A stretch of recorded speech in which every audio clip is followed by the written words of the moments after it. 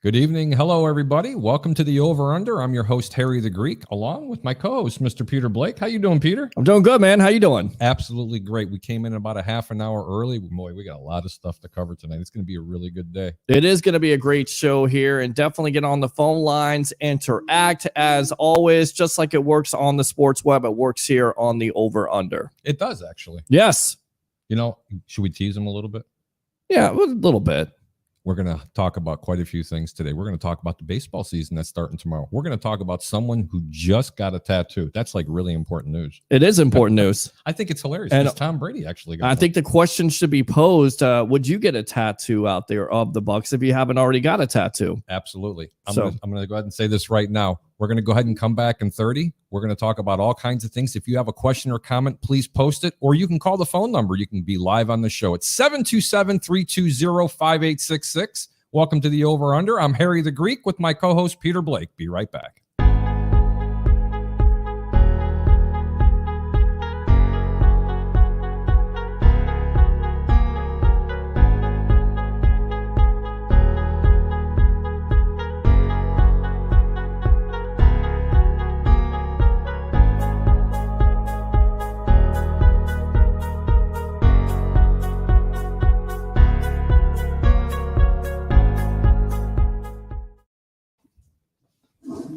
Welcome back. Yes, Peter. there you go. Absolutely. We got to make that 60 seconds. You know why? I want to get rid of Facebook because we keep on having these notifications here. Let's go ahead and do that. I have to tell you, man, we have to make that intro a little longer. We do have to make it a little bit longer. I had to run from one end of the house to the other all in 30 seconds. How do I possibly manage? I have no idea. I don't have any idea. You got to get your exercise in, right? You know, did you do a mock draft, Peter? I did a mock draft. We did that on Monday. You were pretty good at it. By the way, it was my first one that I've ever done. I was very, very, very. I don't understand what that means. Yeah, I don't either. I don't either because we did it right. So it's Facebook.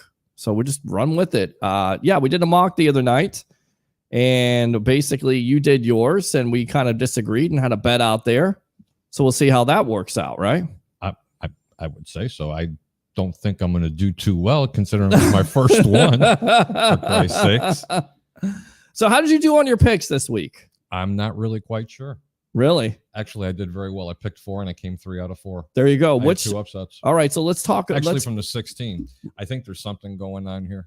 Nothing's I going on. I think it looks good. Yeah, looks great. It does. Absolutely. So anyway, what I was going to say is you got 3 out of 4 on that? I actually got 3 out of 4. I was really, really, really impressed with that. I'm going to tell you that right now because honestly, if I would have just taken my gut feeling, I would have went a pure 4 out of 4, but someone had me pick FSU. Well, yeah, and that look, I apologize for that. And, you know, like I said, I thought FSU would have a better showing, but of course, my fear was with them, with all the turnover situation, with them turning over the basketball, a good team would make them pay. And of course, Michigan made them pay the other night. So. You know what? Michigan looked really good in that game. Yeah. They really did. Honestly, they just, I mean, I don't know what had happened. I've seen Florida State play this year, and they just did not come out. I mean, from the onset of the game, they just did not come out with any kind of enthusiasm. But you know what? Gonzaga looks like the real deal. But I'm going to tell you right now, if they get beat, they can get beat by Baylor. Right. Everybody, please stop about this Houston team. But it's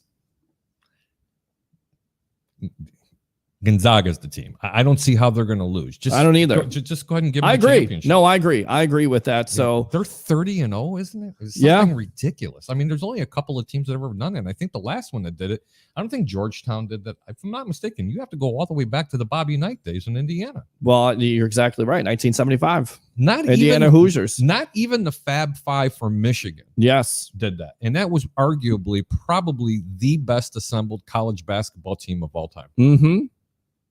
Amazing, right? Yeah, no, it really is. It's amazing. So we'll see if that works out. Definitely. Well, we actually have a few comments inside here. We're going to go ahead and get to them. Go to comments? Okay. We're going to get to a couple of comments in a minute. But if you have a question or a comment, you want to go ahead and leave it, that's great. Otherwise, you can call it 727-320-5866. Did you see some of the signings this week? I did see some of the signings this week. I saw some of the signings. I saw some of the comments, some really interesting comments. I think a lot of Bucs fans are going to be interested in.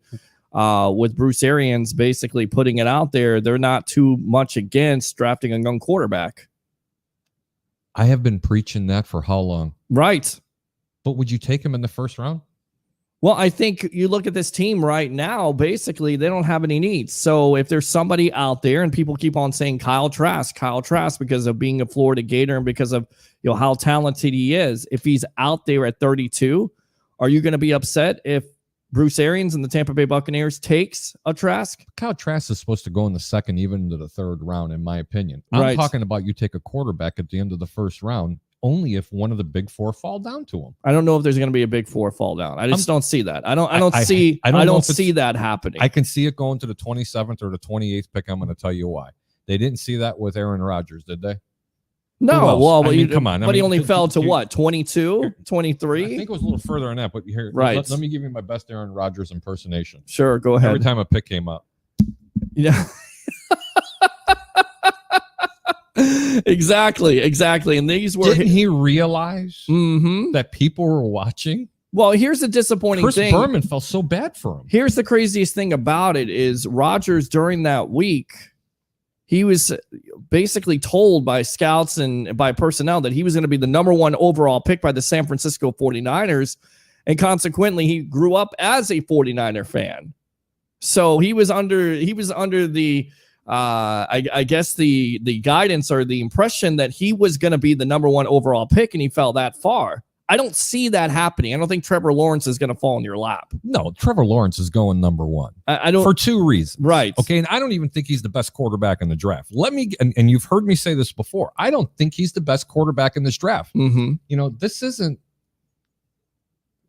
Look, he's going to sell a ton of tickets. Right. He's coming from Clemson. He's going to Jacksonville. You've already got Urban Meyer going there. They're going to be a match made in heaven. Jacksonville is going to be a very rich franchise for the next 5 to 6 years. They are going to put people in those stands as long as COVID-19 allows them to happen that way. Well, I think we're going to get back to normal again. God willing, that would be great. But this is one of the reasons why they got Urban Meyer. Okay, it's one of the most genius things I've seen an organization do. Sure, but he's not the best quarterback in this draft, in my opinion. He may not be. Okay. But from right now, with everything that's been put out there on paper, and what he's done, his winning pedigree in college football, and maybe that's not a fair assessment because of all the things that are around him, all the great talent that's been around him. Travis Etienne, other wide receivers like that, having a great coach like a Dabo Swinney, that's definitely helped him out. Without question.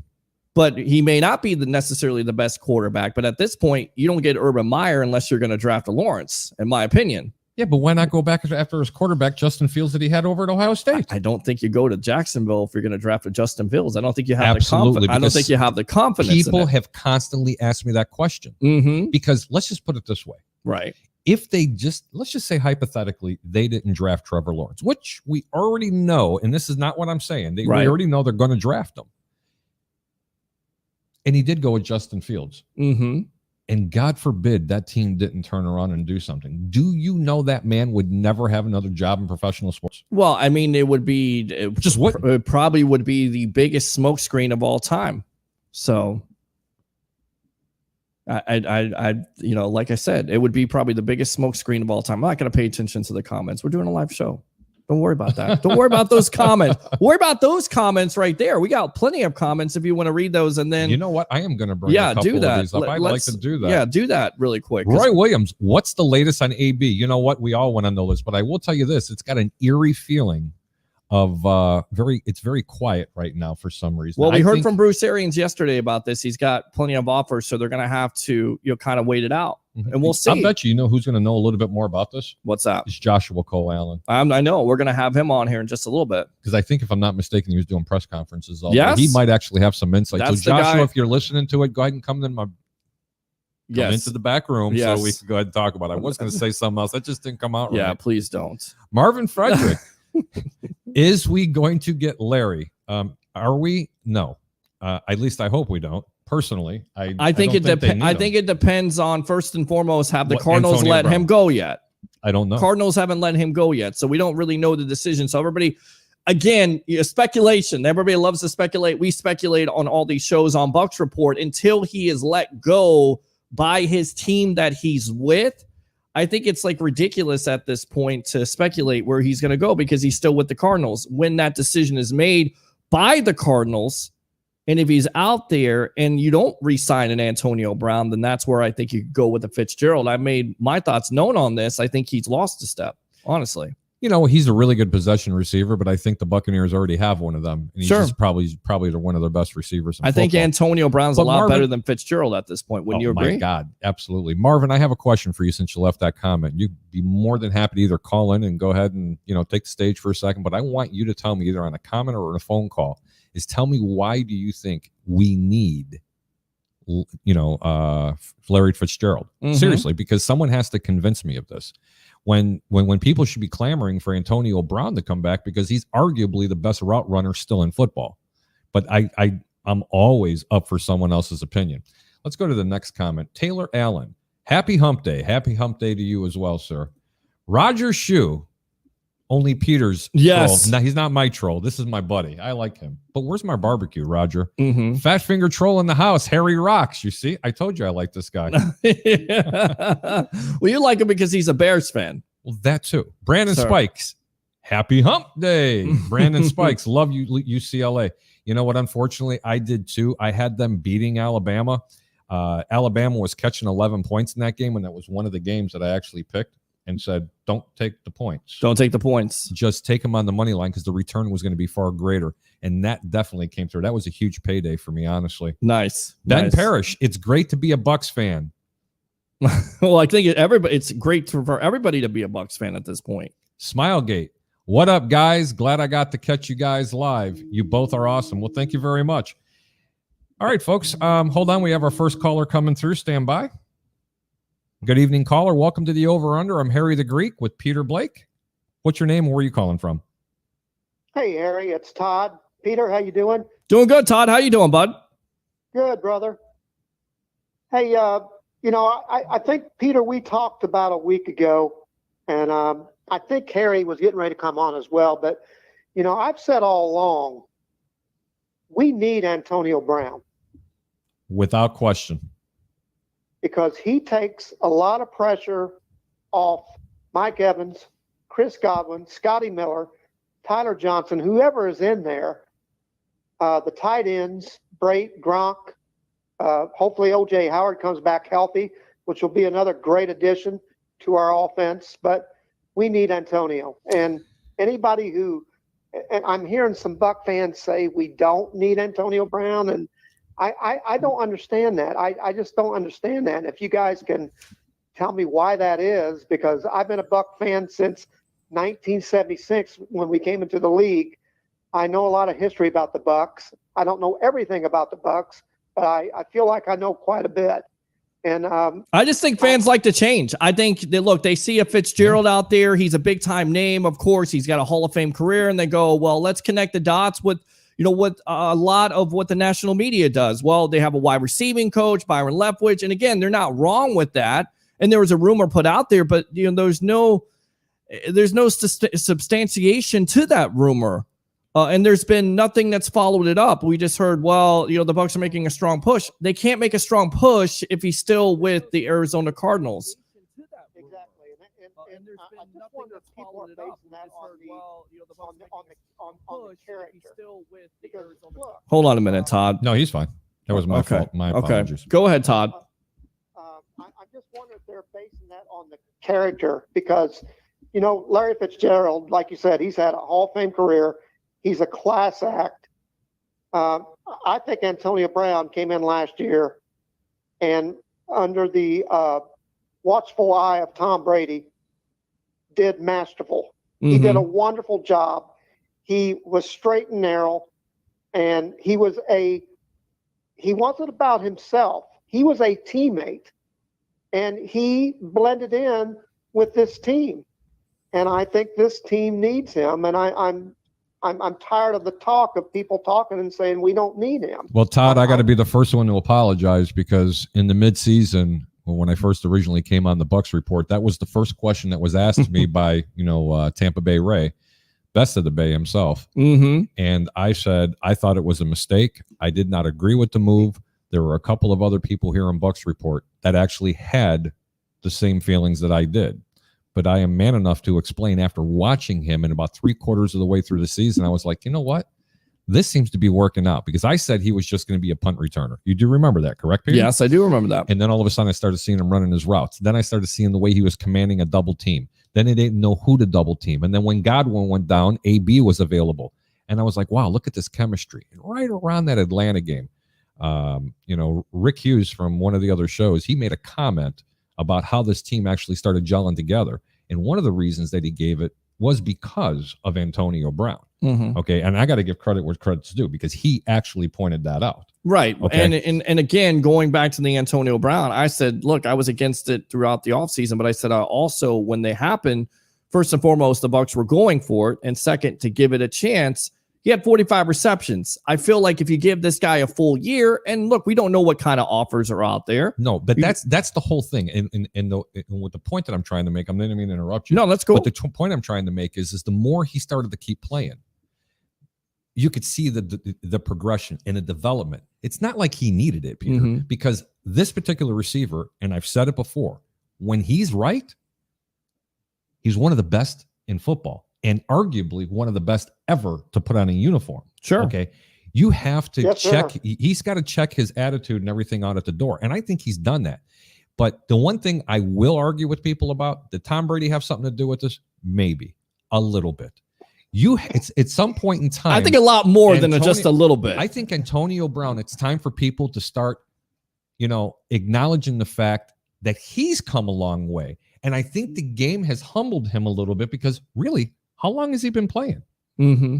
Okay. And how long hasn't been playing? For the past 3 years, he hasn't really had that much. Right. Okay. So, I mean, with that being said, Todd, I was the first one that was wrong with it, but I think Antonio Brown deserves more credit than someone else making him change his attitude or his ways. Because remember, leopards don't lose their spots.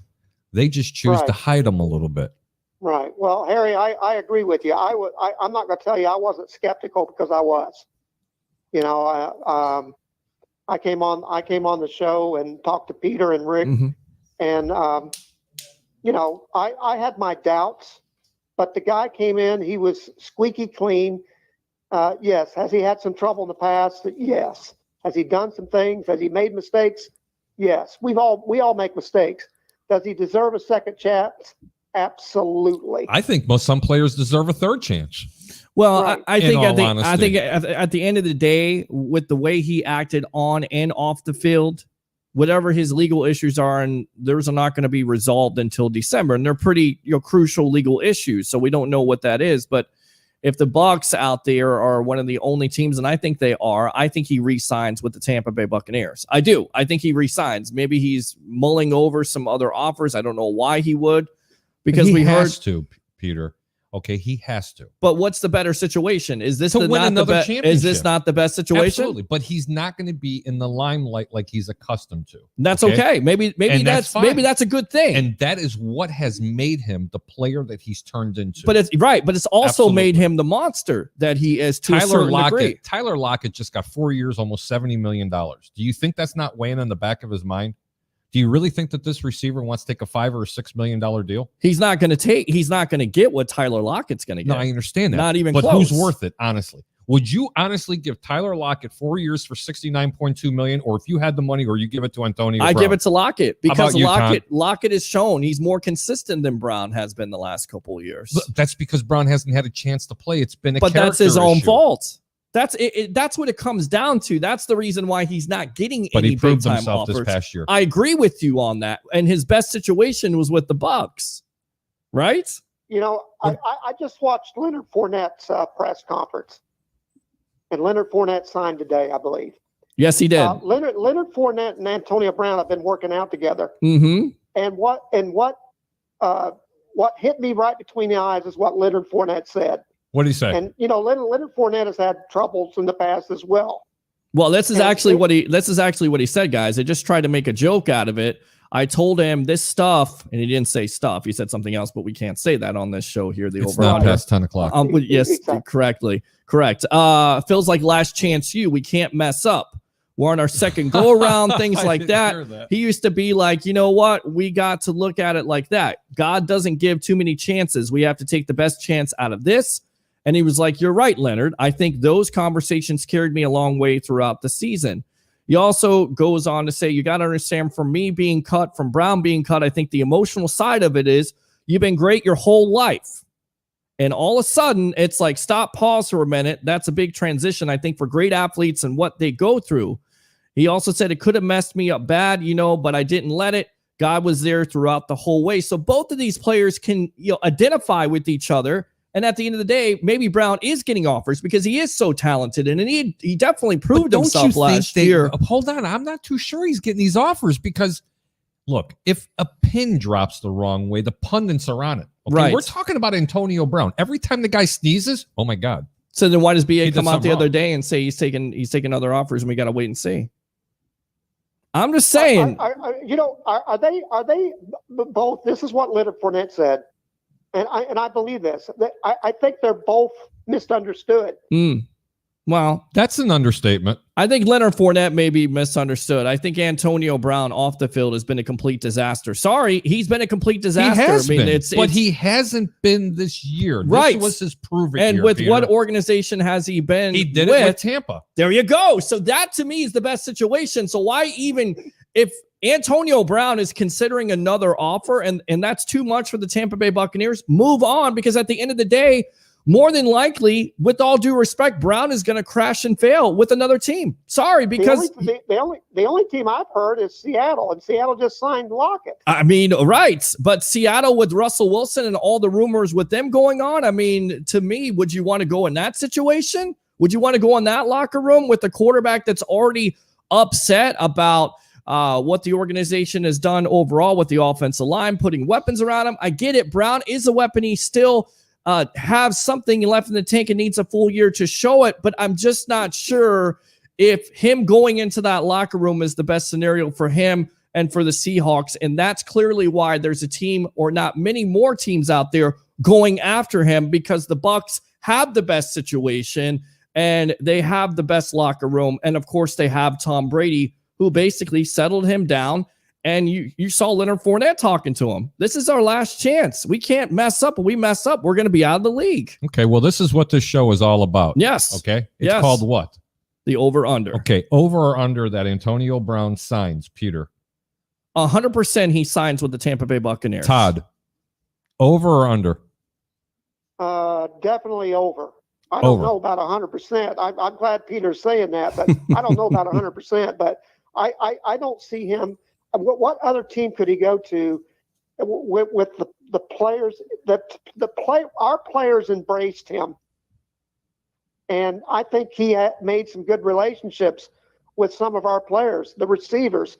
Look at how him and Mike Evans and Chris Godwin, they were hugging each other. They got along, and Scotty Miller, and I mean they got along, and you give this guy a full season.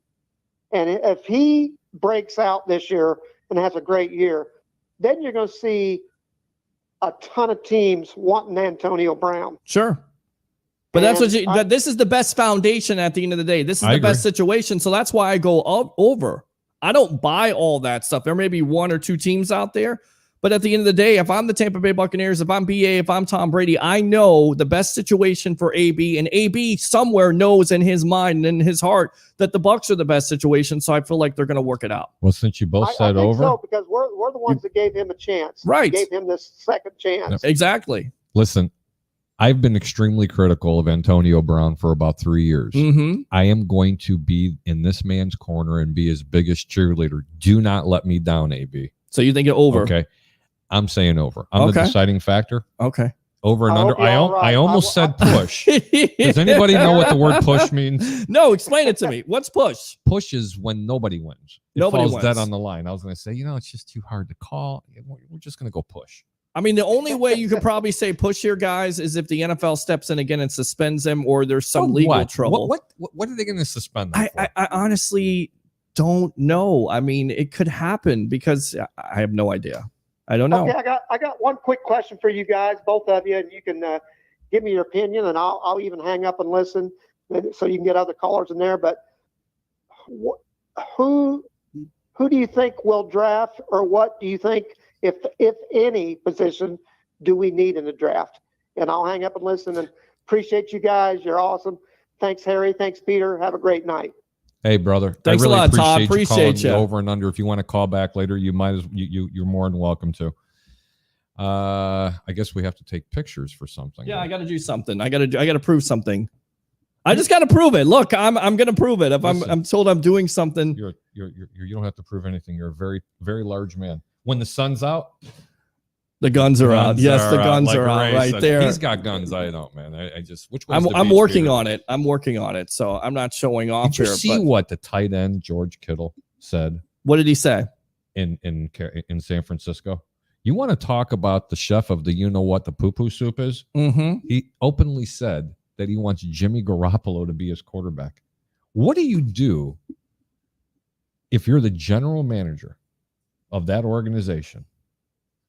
Well, I tell him and says, "Hey, you've got to leave Jimmy G as my quarterback here, and he's arguably your best player on offense. What do you do? If you're John Lynch, what do you do?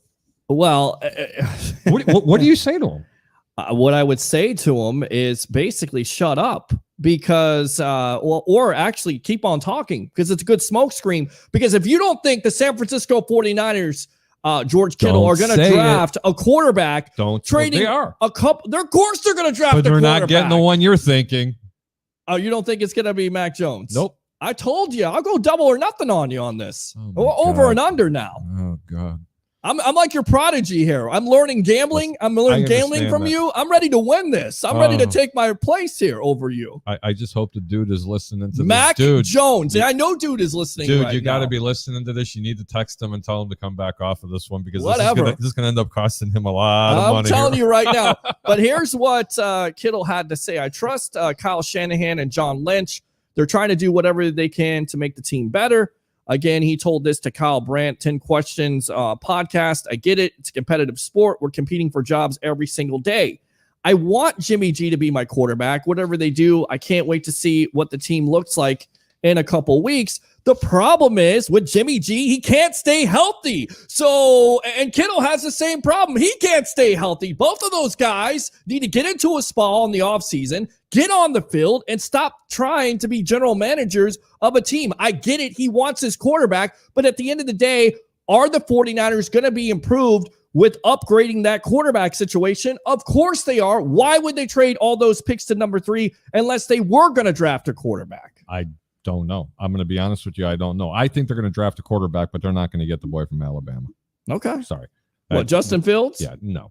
Zach Wilson? Come on. You just have to go back to the other show. I don't have it in front of me, but all you got to do is ask Mr. Jacob Charno. Well, I know who Jacob wants. Hold on. He wants Zach Wilson. Zach Wilson is falling to the 49ers. The Jets are taking that offensive tackle. No you heard it first way. On the over-under. No way. So you're saying under. I'm absolutely saying under. And you know what? I'm saying over. This is our first divide. Under. Over. Under. Oh, God.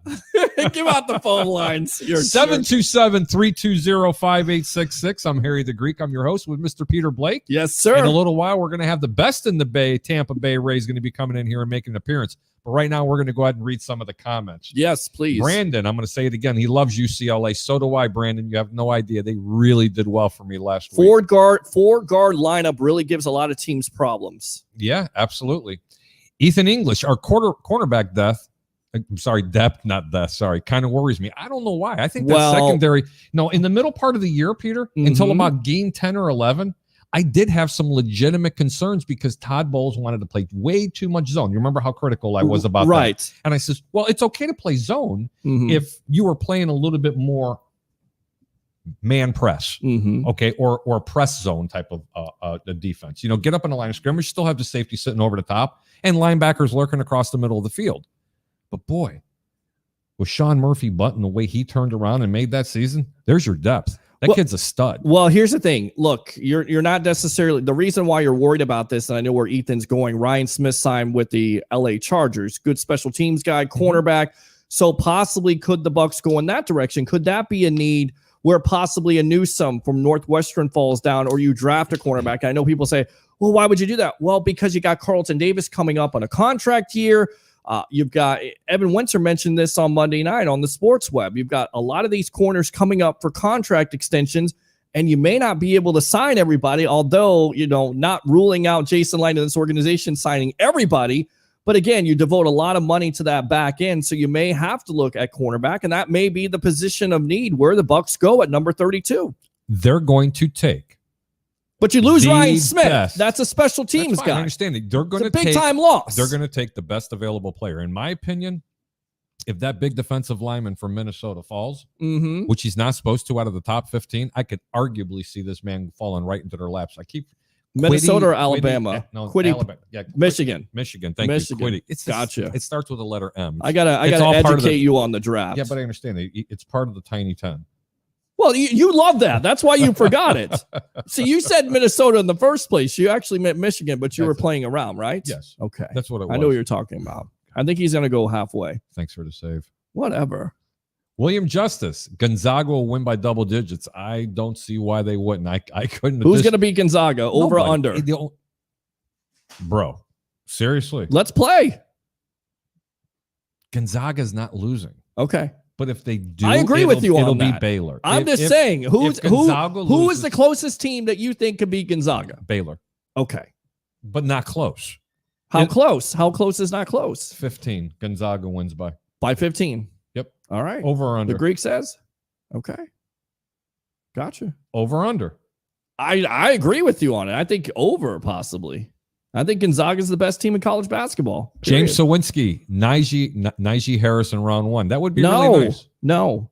Why? Well, I just don't understand. Like, everybody has an infatuation with drafting a running back. Najee Harris, you just re-signed Leonard Fournette. You have Ronald Jones. I get it. Fournette is coming up there with being a free agent. You have Ronald Jones coming up as being a free agent. Najee Harris. You have Keyshawn Vaughn they drafted, and also you have Coach Arians' comments the other day because how he's going to break out. Because people want to have more controversy at running back when a team doesn't even use them in the first place. Well, you can't find carries for Ronald Jones. It's hard to find carries for Leonard Fournette. Now you want to add another running back. And what's Ronald Jones' name? The victim. A volume. Thank you. I had to do that. Love it. I had to do that. Let's get back to the comments. Ari Moss. Hello, fellas. Go Bucks. The way Gonzaga dealt with USC, I don't think they'll lose to anyone. I agree. But then again, USC shouldn't have been there in the first place. Probably. Okay. I mean, let's be honest. But they are the best team. But UCLA, they shouldn't have beaten Michigan. Some people will say that. What? Yeah, some people will say that. Michigan choked. A better team, better athletically gifted team, coached by Juwan Howard. Great story from the Fab Five days. Michigan should have beat them. That's what people say with UCLA. My boy, Adam Padermo Rivera. How you doing, Adam? Thanks for going and chiming in tonight. Watson dealing. We're not going there. Yeah, that's not. We can do anything else you want. I do not want to talk about that. I mean, there's nothing there at this point until the NFL steps in. But again, it's disappointing. It's a black eye for not only him and the Texans, but the league in general. Because yes, it is. Who wants to see a superstar quarterback deal with some of the stuff in the offseason? I don't know, but James Sawinski's got one. Fournette and Jones are only 1-year deals. Correct. Well, maybe that's why they want to go ahead and see someone go ahead and draft another running back. But you already have one there, and there's a plethora, Leo Ward, of running backs that are going to be free agents almost in every single year. All right. We got another call. I don't know if this is a personal. I know who this is. This is Joshua Cole Allen, one of the great writers of Bucks Report. Go ahead, JCA. What's going on, guys? What's happening, brother? Just living the life, living the dream. How you guys doing? I'm just wishing we were you, brother. I'm trying not to kill this guy right here because he's saying a couple things here about he doesn't believe that the 49ers are going to draft Jones out of Alabama. Zero chance. And Zach Wilson is actually going to fall. There's no way the Jets don't draft a quarterback. I'm telling you, everybody's going to pay homage and kiss the ring. No, they're going to be kissing my ring because I'm going to get a ring. It's expected, though. Zach Wilson is going number 2, and Mac Jones is going number 3. And you're going to say Peter Blake is the best. He's the king. Go ahead, JCA. Go for it. I agree with you. Zach Wilson is going number 2. See? Okay, good. Mac Jones we got a bad connection. What was that? Hello? You there? See, you would do that on your show. Go ahead, JCA. Sorry, bro. Mac Jones is not going number 3. I told you. After Justin Field pro day running a 4.4, the fastest 40-yard time since I think RG3. What did he run, by the way? 4.4. Oh, he did run a 4.4 as a quarterback. Yeah, I think Justin Fields is the guy there. I think the guy you might see falling is Trey Lance, and he might even go after him. See, I have Trey Lance, if I'm not mistaken. I could be. It was either going to Carolina or Denver. I think he goes to Carolina. There's no way he gets past Carolina. Draft. I don't have my mock draft in front of me. I wish Jacob would call in. Well, it's going to be in your head. You got to think about it. I got too many things in my head. So you're saying Justin Fields goes to number 3 to the 49ers. I guess it's a possibility, but the 40 to me is not going to. Listen, I think that Atlanta hopes you're right, because I think if you can get Justin Fields, the guy played in Georgia before he transferred to Ohio State, him and Trevor Lawrence battled out who's the best high school quarterback, with Justin Fields being the better high school quarterback in that race.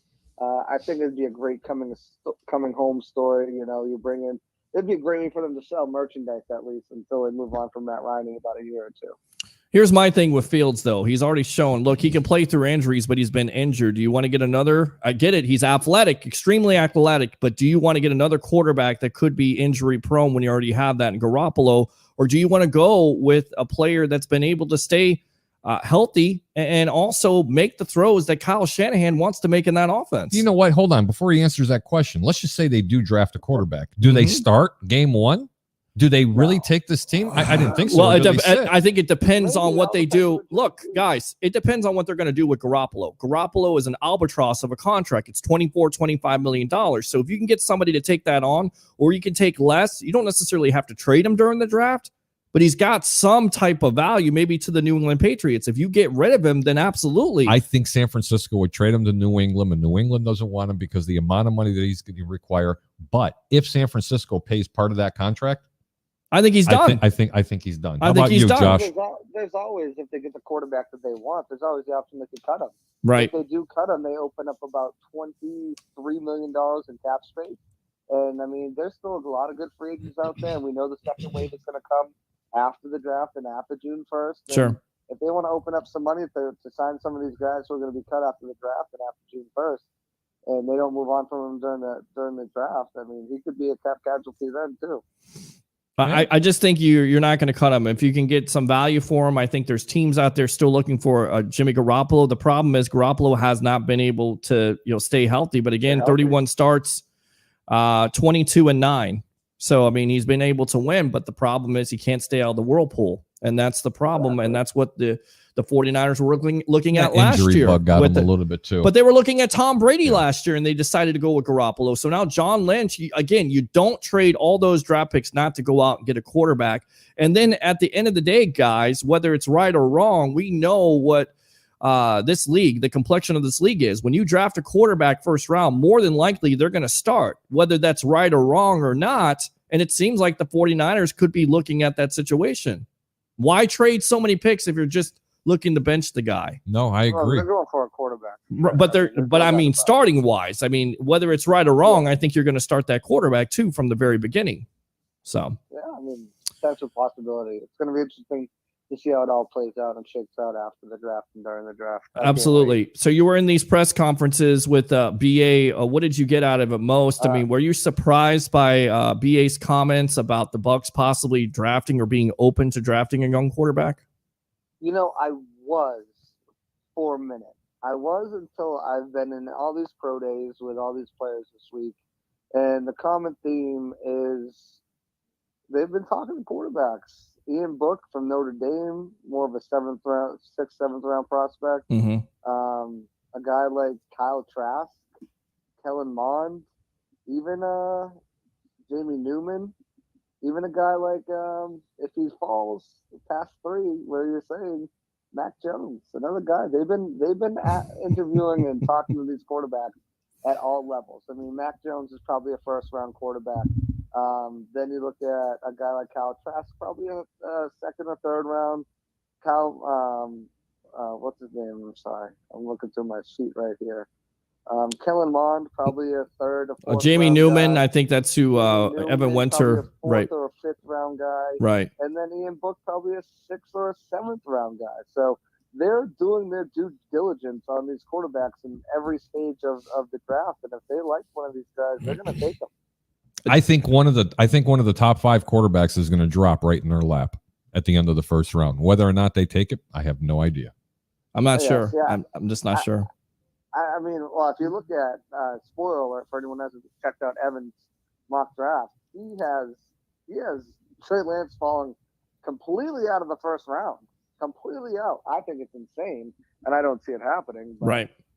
If you know what, if one of these quarterbacks is sitting there at 32, that is a dream situation for us guys, because some team is going to sell the house. They're going to give up their second round pick and their first round pick next year, maybe even a third or a fourth round pick this year, and they're going to trade all those assets up to Tampa Bay to get a quarterback at a much lower salary than they would have had to get in the top 10, and also with the 5th-year option as well. So please let one of those guys fall to 32, because that is a gold mine for the Buccaneers as far as trade compensation. You know, and at that point, let's just say, trade up earlier. Let's just say hypothetically that Trey Lance fell. Okay, I'm not saying he's going to. Let's just say he went to 32. That is a conundrum that Jason Light is going to have to face. You have to take him, but do you have any clue what that draft pick would be worth in regards to future picks for this team? Absolutely. Just to move back, sure, 2 or 3 spots, and then pick up maybe the next year's first round and possibly a second round for the following year just for that pick. That could be so significant. It's scary. Well, if there's a quarterback that does fall there, like a Lance, which I don't think it's going to happen, but you take him, right? Because Lamar Jackson was there at 32, and you look at Baltimore now with him. Look, he can't necessarily throw from the pocket consistently. Well, the guy can throw 100 yards, right? But you're not accurate. But you're exactly right, though. If there is a quarterback on the board and there's other teams out there, you would definitely have to take a call and see what they're willing to give up. If they're willing to give up a first-round pick next year and a couple more picks this year, then you would absolutely have to consider it. Maybe do the deal, because it basically sets your team up for the long haul. But then again, you're exactly right. If there is a quarterback that falls there, if one of them fell, they're not getting past Chicago anyway. Well, I don't think they're getting past a lot of teams. I don't think Trey Lance gets past the Carolina Panthers. I think that's who the Carolina Panthers envision. You think Trey Lance, the quarterback from Florida? No. That'd be Kyle Trask. Kyle Trask, thinking Trey Lance. Trey Lance is okay. That's all right. Brain. North Dakota State went to the same school as Carson Wentz. Right. He doesn't get past Carolina, in my opinion. I think it's Carolina. I think Denver's going to take one of the quarterbacks, and it's either going to be Trey Lance or it's going to be the Ohio State quarterback, Justin Fields. Thank you, Justin. I'm not sure Fields is there either. I think all these guys are going to go in the top 5 to top 7. Joshua, I have a question for you, sir. Yes, sir. Okay, you were doing pressers today. Give us some skinnies on something. Break it now. Oh, okay. You want some good names from today's? Absolutely. Sure. Give me some today and give me some yesterday. Okay, we got Kadarius Toney, a guy they met with. He's a wide receiver from Florida. Guy's pretty versatile. Got some good speed on him. That's a good guy. Carlos Boogie Basham from Wake Forest. He spoke with Casey Rodgers, the defensive line coach, already. Kyle Trask, another guy I mentioned, he spoke on via Zoom to the Buccaneers a few times, and the Buccaneers had reps at the pro day. He was there as well. Florida's cornerback Marco Wilson, he spoke with the cornerback coach. I forget his name right now. I'm thinking myself. Whatever. He spoke with the Buccaneers cornerbacks coach and has done some medicals via Zoom already. Really? Another guy. Nick Rapone, I think it is. Nick Rapone. Yep. No, that's a safeties coach. My bad. Who was a cornerbacks coach? Whatever. I think it was Ross, actually. Yes. Kevin Ross. Yep. Right? Yep. Yeah. Kansas City. Yes. Another guy, another speedy wide receiver there, not a LSU guy, not Jamar Chase, but Terrace Marshall. Okay. Jr., another guy that they spoke with a few times throughout this process. Going back to yesterday, my guy, Levi Onwuzurike from Washington. Say that 3 times quickly. Big defensive tackle. They've spoken to him. Joe Tryon, edge rusher, who Evan had mocked to the Buccaneers in the first round, spoke with the Bucs a few times and has an upcoming Zoom meeting with defensive line coach Casey Rodgers. One of my favorite guys here in the draft, Cam Sample from Tulane. Okay. Another guy who spoke with the Buccaneers. And Bobby Brown, defensive tackle from Texas A&M. He declined to comment on who he's spoken with. So you got to think. Well, that's his prerogative, right? You know, where do you think he's going to end up absolutely. at, by the way, this Bobby Brown? I heard he's pretty good. He's a good singer. We're on with Joshua Cole Allen, the Bucks report here on the Over Under. JCA, you're probably one of the best that I've ever. You got a great personality, man. You can take it with the best of us, and it's just always a pleasure having you on. What else you got, sir? Before we cut you loose, how about OJ Howard? What's the latest on him? Yeah, really. OJ Howard. Bruce is happy with where he's progressing. I've been saying it. A lot of comments from Bruce before the season about using 12 personnel in a lot of situations, and I think that's something that if he's healthy, comes back strong, you're going to see a lot more 12 personnel usage out there with OJ Howard's speed and his ability. Plus, his blocking skills are underrated. Having both of those guys, him and Gronk, on the same field at the same time with wide receivers like Godwin and Mike Evans and even potentially AB. It's a recipe for disaster for defenses to try to cover. Absolutely. And I have an over-under question for you. Yes, go ahead. What's the over and under? Over or under that the Buccaneers carry all 3 tight ends on the roster this year? The same 3 tight ends that they finished the season with. Good question, because we've heard from all the fans of trading OJ, but to me, it doesn't make What any do you sense. think, Joshua? You got your finger on the pulse. OJ's not going anywhere. This is funny. So Cam Brate just went on vacation with Ali Marpet, Chris Godwin, and another player. I forget who it was. They just went to Belize last week. Obviously, Cam Brate is he loves this team. He loves this city. He caught the Super Bowl trophy from going into the drink over there, into the drink before down the Davies locker. He loves his team. I think he wants to be here.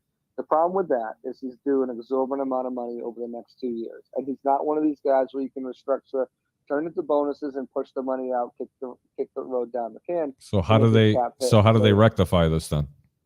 If Cam Brate wants to come back, he's not to do any guaranteed money, has no dead money towards the cap, they rip the contract up, or they cut him and re-sign him really quick. Or I think they can just restructure and rip the contract up. A good contract for Cam Brate in my mind would be re-sign him, redo his contract to a 3-year deal worth $9 million. So $3 million a year. With incentives that can get up to 12. So see, he's worth more than that in the open market. He may be. I don't think so. Well, I don't think so. Again, he very well may He's be. a one-trick pony. All he can do is catch the ball. He's not a great blocker. Yeah, you know what? This one-trick pony is not out with injuries. Well, that's a good point. But here's the thing. He's exactly right, though. He can't block, so he can only fit in so many systems. And at the end of the day, the advantage that you have with the Bucs is what? Tom Brady. I'm going to say under on this one. You guys both say over. I'm saying under on this. They're not going to carry all 3. Someone's going to leave. You look at a team like the Chiefs, who have one really good tight end. He's a receiver, and he's not a blocker. And that's what you're getting with Cam Brate. And I mean, teams could use Cam Brate. I'm not saying they couldn't, but I don't think you're going to pay more than $4 million, $3 million a year for a tight end that's only going to catch. That's not Travis Kelce. It's not going to happen. Yeah, I think that is a really good point. Yeah, I think it's definitely a good point. Anything else, Joshua? So Jason Light's press conference will be tomorrow. I'll get some good tidbits out of that. But Joel Glazer's press conference was today, as well as Fournette. They had some good tidbits on there. Fournette said that he went out there and tested the waters. He had some bigger offers, but decided in the end to come back here and give it another run and, run it back, he said. But, I had to correct him and tell him go for 2. But he said the market was a little bit lower this year, but he loves the organization, loves the players, loves the coaches, and he wanted to come back here and give it another shot. And one thing that he said that has been kind of rivaled by some other media members out there that cover the Bucs is the biggest help for him last year adjusting to this team came after week 8 when Antonio Brown was here. Mm-hmm. It helped motivate him, and it helped having someone that's gone through some of the same struggles, being misunderstood in his career, and that having him here was huge for him to help humble himself. And obviously we saw the reports that came out about him potentially getting cut and everything like that. But it's going to be interesting to see how that goes. I mean, you heard Bruce Arians pretty much say he's not naming a starter. This is a new team. This team hasn't, for lack of a better word, and his words, hasn't done shit. So, coming back, him and Rojo are going to It's not past 10. For a starter. That's okay.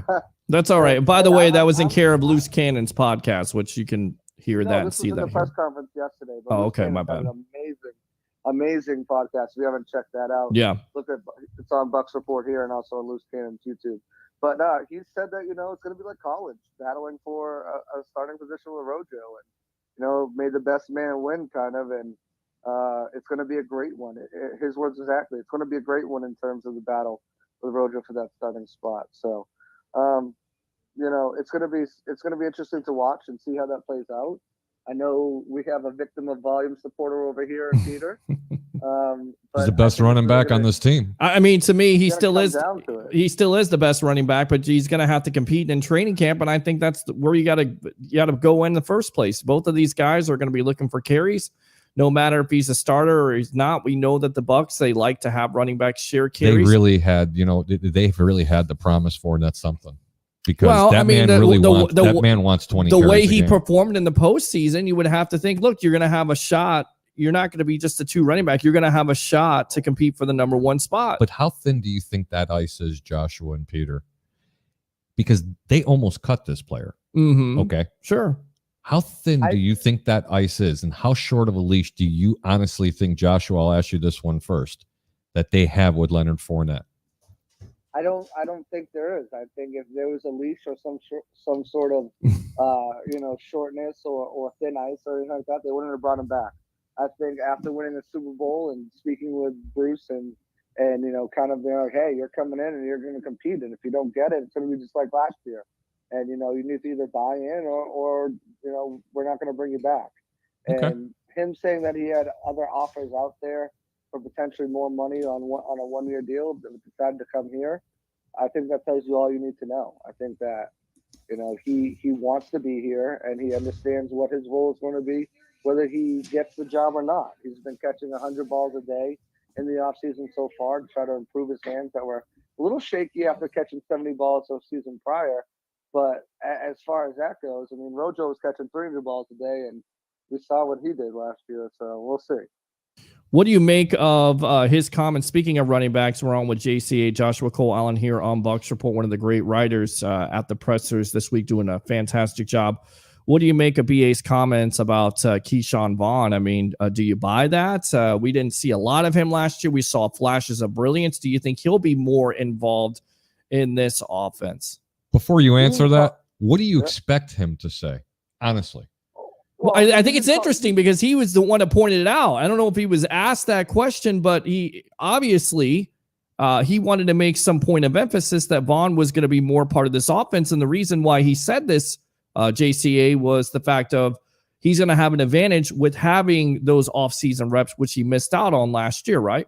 Yeah, that's true. And the question proposed to him was, just bringing Fournette back, rule out taking a first-round running back. And he got into Rojo and Fournette and then Keyshawn Vaughn. And you can call Bruce Arians a lot of things to be like, but I don't think you can call him a liar. The guy's straight a shooter as they come. So he's definitely a guy. I take him for his word. And I think that Keyshawn Vaughn, look, he started off rough. I mean, they had no OTAs, no mini camps, no nothing like that. Then the guy caught COVID the first week of the ramp up training camp period, and kind of fell behind the 8 ball. And then you bring in LaShawn McCoy, and now you're bringing in Leonard Fournette, and he kind of gets pushed to the wayside. But in a season where BA truly thought that they were a quarterback away from making the Super Bowl run, and that's just the name of the game. I mean, hey, look, maybe you'll have a better opportunity this year with both of the guys back. Maybe you won't, because the goal hasn't changed. It's still another Super Bowl. It's still getting back there, going for 2. And hey, if you get more touches, that's great. And when you get out there, as Tom Brady so eloquently put it, I don't care who you are. If you see the field, you make the most of it. And, that's something that Keyshawn Vaughn's going to have to do. He showed some sparks.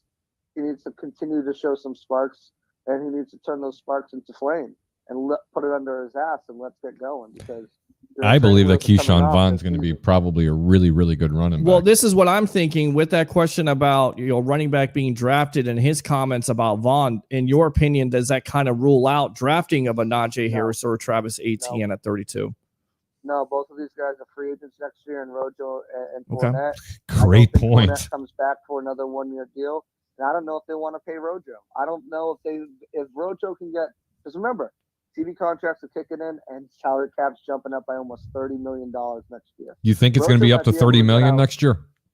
It's going to go up $30 million next year. Wow. I agree. I definitely think it will, and I think that salary cap is going to go up. But if Rojo, the victim of volume, has over 1,000 yards, and someone offers them $6-7 million, do you think the Bucs are going to match that? I don't. I think they would be kind of foolish if Kappa, I think they'd be kind of foolish not to if he went over 1,000 yards finally, and you watch him go somewhere else. And it's not like he's asking for $10 million a year, right? Well, I mean, look at. I mean, like I just said, Kappa, Jordan Whitehead, Carlton Davis, O.J. Howard, Gronkowski, Antonio Brown, Chris Godwin. The names Vita Vea will be in a contract year. Sean Murphy Bunting's in a contract year. Jamel Dean's in a contract year. You don't want to start clouding my head because I don't understand.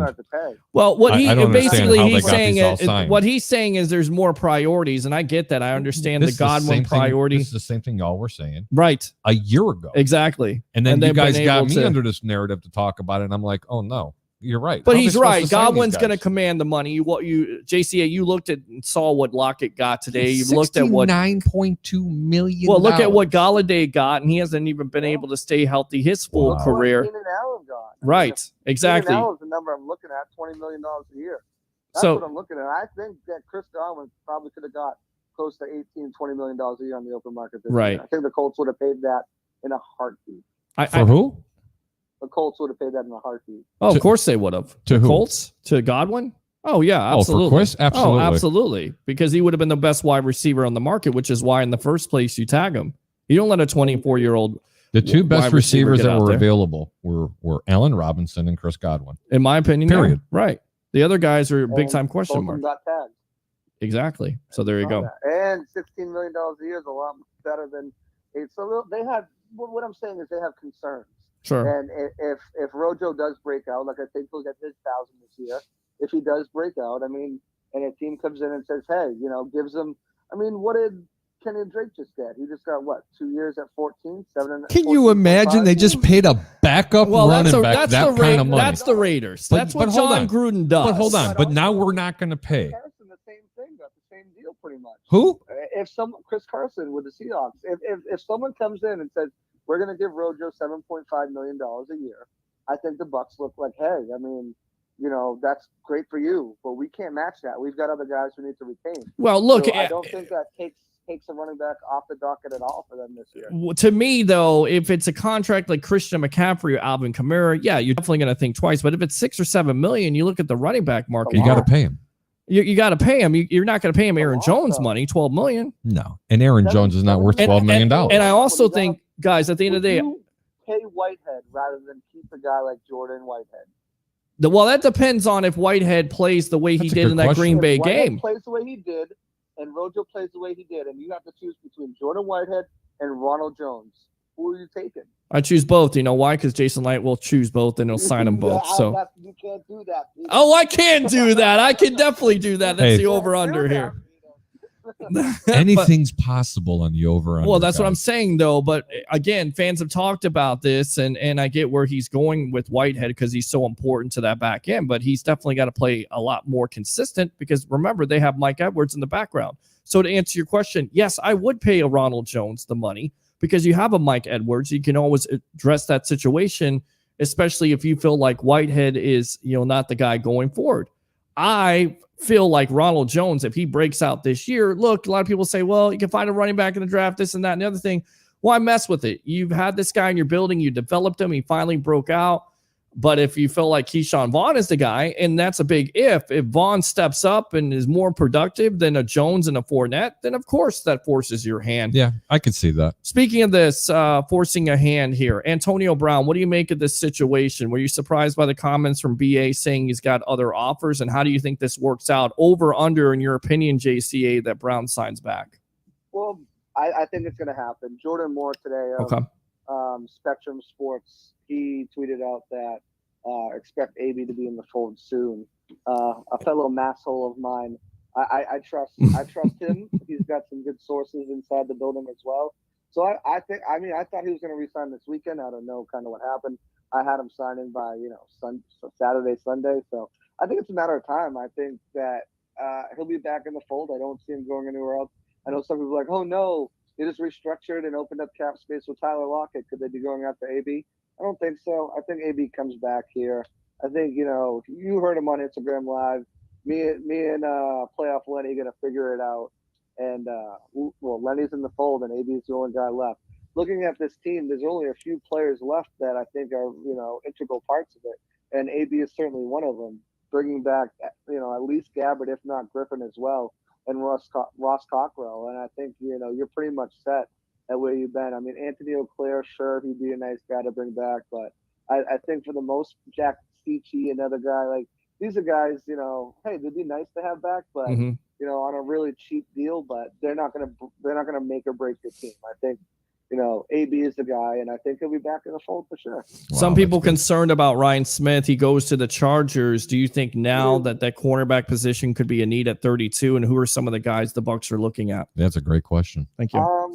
Yeah. I mean, I don't think it's a concern because Ryan Smith was really just a special teams guy. But there's some special teams guys they're looking at. Marco Wilson from Florida can play special teams. Benjamin St. Juste from Minnesota. Another guy they're looking at, Avery Williams, Boise State, can play a variety of roles in the backfield. Also a good kick returner and punt returner. They've spoken to Kerry Vincent from LSU.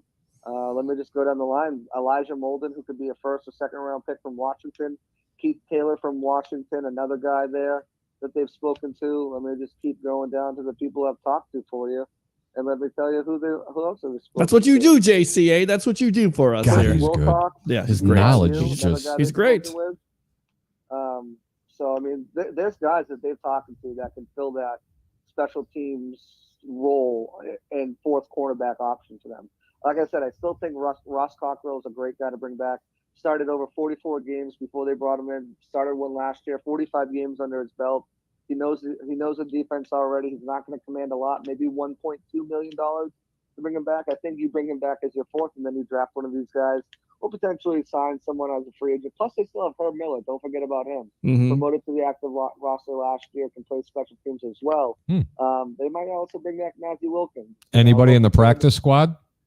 Matthew Wilkins, a guy local. That's what I thought. Local to Tampa. Grew up in Tampa. Played at Plant High School in Tampa. Played his ball at USF with the Bulls. He's a local homegrown product. What a dream Tampa. come true. I mean, on and off the practice squad, on and off the active roster the last 2 seasons.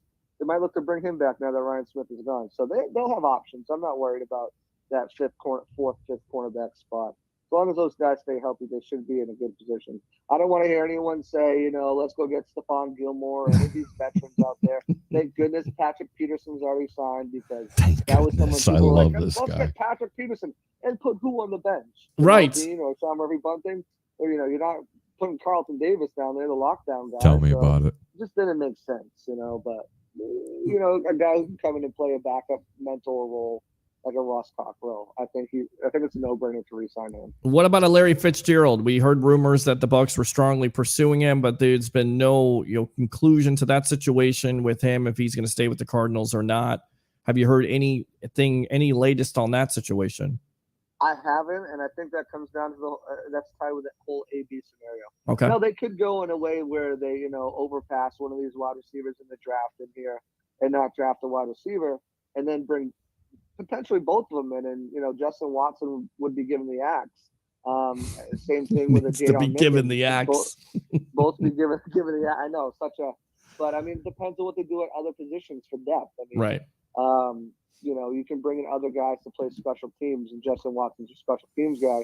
But Javon Hagan, who I think takes that fourth safety spot from Andrew Adams, good special teams player. You draft a cornerback, bring in Ross Cockrell. You got guys that can fill that special teams role. If they want to bring in a Larry Fitzgerald and try to get the guy a ring, and there'll be packages that he can come in. When you go 5 wideouts, you can use him. You can use Scotty. There'll be ways, but I think that really hinges on the whole AB thing. All right, good stuff. Joshua Cole Allen, one of the great writers here at Bucks Report. Go ahead and promote yourself, my friend. Before I do that, I want to end this on a high note. So talking with Joel Glazer today, owner of the Buccaneers, he said the team is preparing for normality this upcoming season, and that there are talks about having fans in attendance at training camp, and that the hope is a return for a normal routine. Also on the horizon, the safety committee and everything going on with that, they're having more talks, and I don't know if it's going to be this year, but he's pretty much spelled out that throwbacks are on the horizon. So hopefully those will come back. But otherwise, guys, follow me on Twitter, Joshua_C_Allen. Always tweeting out stuff. I've got some good stuff out there. Great articles on Bucks Report. I'll have my mock draft after speaking with all these guys on Monday. It should be a good one. Now that I've dialed in with some of these draft prospects and kind of figure out who's really talking to the Buccaneers and whatnot. And guys, the Audible's coming back next Thursday. Book it. I'm going to have a great guest. We're going to tease it Thursday. Tomorrow, we're going to tease it on the Sports Web, really give you an idea of who it's going to be on Monday. So make sure you tune in to the Sports Web on Monday to find out who that guest is. Might do a little teasing on Twitter as well, kind of let you guys kind of figure it out. But also, before I let you go, make sure you guys check, or before you let me go, make sure you guys check out Bucks UK, part of the Bucks Report family. They had a great podcast with Simeon Rice. And if you guys aren't on the Locker Room yet, jump on Locker Room, download now for iOS, Apple users. Coming to Android very soon. They just got bought by Spotify, now joining the Spotify family. So big things coming that way. And hopefully I'll be able to simulcast. We'll start simulcasting all of our shows, but I'll be simulcasting the Audible on the Locker Room app as well. Joshua, I appreciate you calling in, brother. Man, you did a great job as always. JCA, Joshua Cole Allen, thanks a lot for your time. Appreciate you. All right, boss? Absolutely. Thanks. Take care, Josh.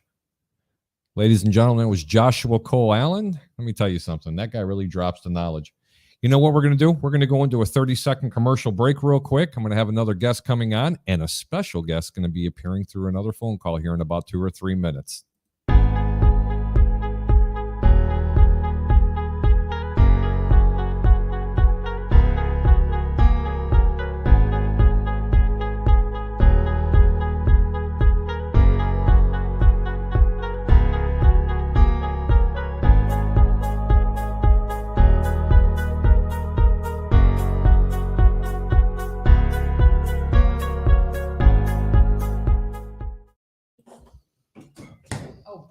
Gus, look who just showed up.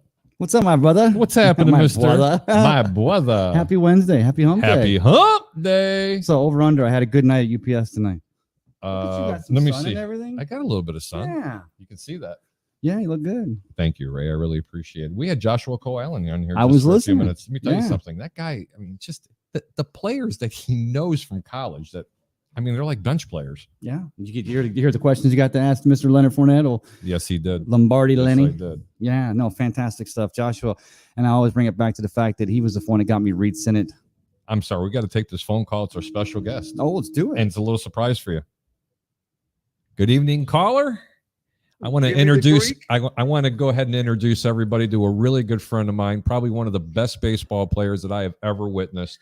It's baseball season on Bucks Report. Ladies and gentlemen, I want to introduce Roberto Hernandez. What's up? Not much, brother. How are you? How's things going for you? I'm doing good. Thank God. Enjoying life. Are you? Yep. But you're actually calling it. Go ahead. Got my shot the other day, so. Oh, you did? Oh, yeah. Got my first one, so making sure I get covered. I don't want to go through this again. No. Tell me about it. That's pretty bad. Roberto, I got $1 million question for you. Yes, sir. You played on some really, really good teams. For the people that are out there and the viewers, they don't know who Roberto Hernandez is. Roberto Hernandez spent about 17 years in the major leagues. Correct me. You can stop me anytime I'm wrong. I think he's got like 326 saves. He played for like 7 or 8 different teams. He started his career with the Angels, but he got his shot in the big leagues with my hometown White Sox, and he finished his career in Tampa. Am I correct? And you had over 100 saves in Tampa? No, I didn't. My career went till L.A. Oh. Yeah. After Tampa, I went to Kansas City, then a stop in Atlanta, I think Philadelphia, Pittsburgh, New York, Cleveland, and the Dodgers. That was all after Tampa? Yep. What a good friend I am, huh? Oh, jeez. Played a couple, but I tell you what, though, I stopped after you left the White Sox. there was, and those were a little bit leaner times. Of course, the new ownership and Namoli and those early years, Roberto. And I tell you what, you were definitely one of the biggest highlights for me and all the Rays fans. And every time you came in, there was just this feeling. I don't know. I don't say overconfidence, but just a good, warm and fuzzy feeling because we knew when you came in, we knew what we were going to get. So, and of course, we just saw you 2 months ago at the deck. Roberto, you look like you can still bring it. I mean, you don't look like you'd have an issue bringing it still at all. Roberto, can you still throw the pill or what? No, not anymore, man. Everything else but my, everything else but my right shoulder, right, is going downhill. Once you stop training and you stop throwing, and for a while the only thing that didn't hurt was my right arm, and but now as I get older, everything hurts. I got that. I'm right there with you, brother. Yeah.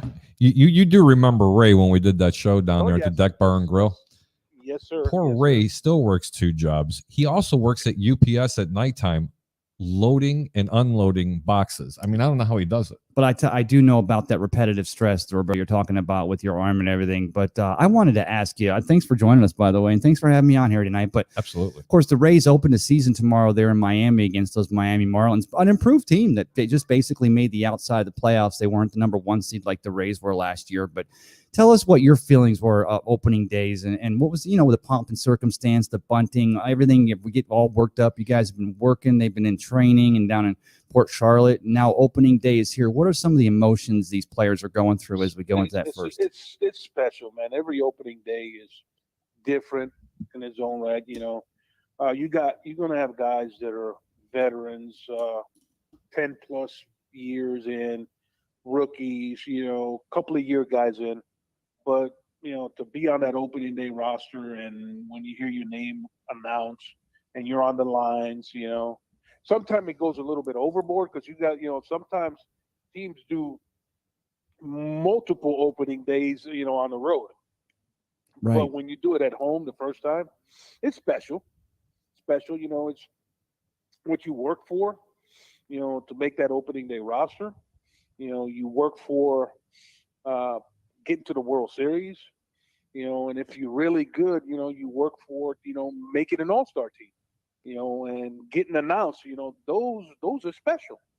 Those are individual stuff, but as a team, the only thing I've never got a chance to do is get to the World Series. And, that would have been special. But, opening day, I did that 17 years. and I'm sure year 1 to year 17, your butterflies were still twitching in your stomach. It's the same way. I tell people, you played this game in the big leagues with a 12-year-old attitude.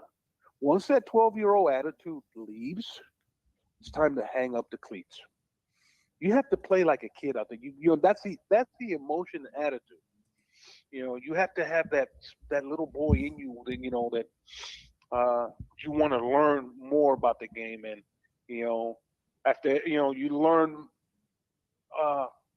how to correct mistakes, and better yourself. The one thing that I miss about being on the major league roster was not being on the field, was the camaraderie that you had with each teammate. I think I had, playing on 17 years and on 10 teams, there were very few players that I did not get along.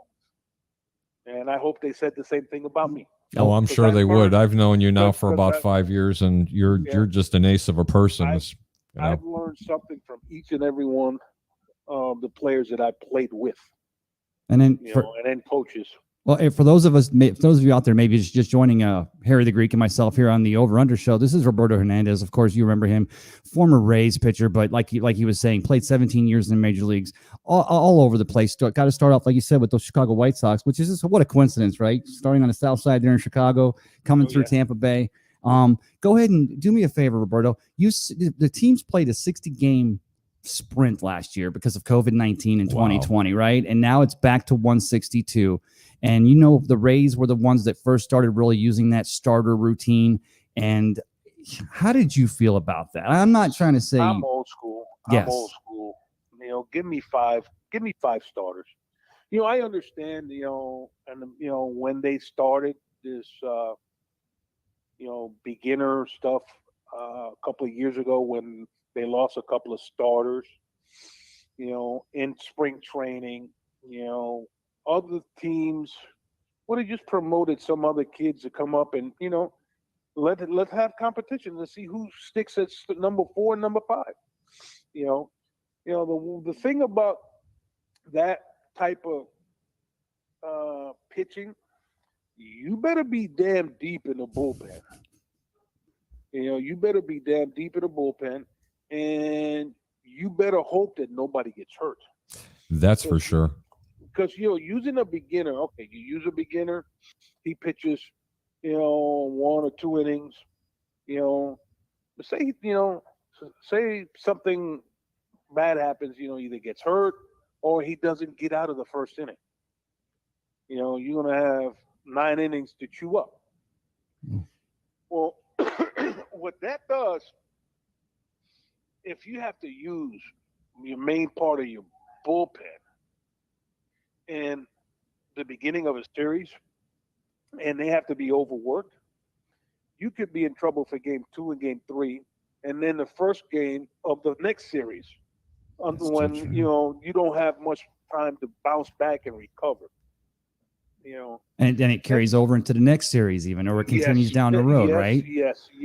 Hey, Roberto, there's a question. There's a comment coming through, and I'd like to read it to you. Everything was all about football, but this one's actually a baseball question. Do you think Tampa, from William Justice, why did they let Blake Snell go? And if you don't want to answer that question, because I think I already know the answer to it, you don't have to. My guess, he spoke out. He spoke up because he wanted to at least try to get 1 or 2 more innings. To me, watching that, he should have been able to maybe get 1 or 2 more innings in. You know, that's old school. You know, give me the ball. Right. Let me. You know, all you got to do is rewind the tape to that situation when they went and got him. What did the Dodgers do in the dugout? They were doing backflips, brother. They were like, jumping, "Oh my Lord!" Exactly. You know, I mean, they were jumping for joy, high-fiving them. You know, they looked like they had just won it right there. And the game was still going. Exactly. You know, the momentum. You ever heard of the pendulum switch or the momentum switch? The momentum switch with that when that quick. Out. Yep. You know, I'm going to switch gears real quick. We're going to go back to football, and you've been a part of a lot of different teams, and you've been a part of some really, really great teams, especially that White Sox team back in 93 or 94. It was 93. 93. Yep. 94, we went on strike. We had a great team, but that was a year that we were going neck and neck with Cleveland. Yep, I do remember that. I have a question for you. From that 93 to the 94 season, have you ever seen anything? Now, I'm going to try to compare baseball and football here. Oh, did you ever see a team what the Buccaneers have done this past year in this offseason with all these contracts, and there was no way that they were going to be able to carry Levante David, Chris Godwin, and Ndamukong Suh, who's the other edge rusher? Oh, Shaq Barrett. Shaq Barrett. You've got Antonio Brown, who hasn't signed. Leonard Fournette. I mean, Ryan Suckup, the kicker. You got to throw the kicker in there. Have you ever seen a team be able to retain all those players without losing them because of money? Well, the only team that I saw that retained and also added was the 93 Blue Jays. Wow. Yes. They because 92 that had to hurt saying that. The 92 Blue Jays was damn good, but the 93 they added Dave Stewart. Oh, that's right. They got him from Oakland. I think they had Jack Morris and Ricky Henderson and Paul Molitor. Yep. You they were the best hitting team. They were one of the best hitting team in '92, and they were the best hitting team in '93.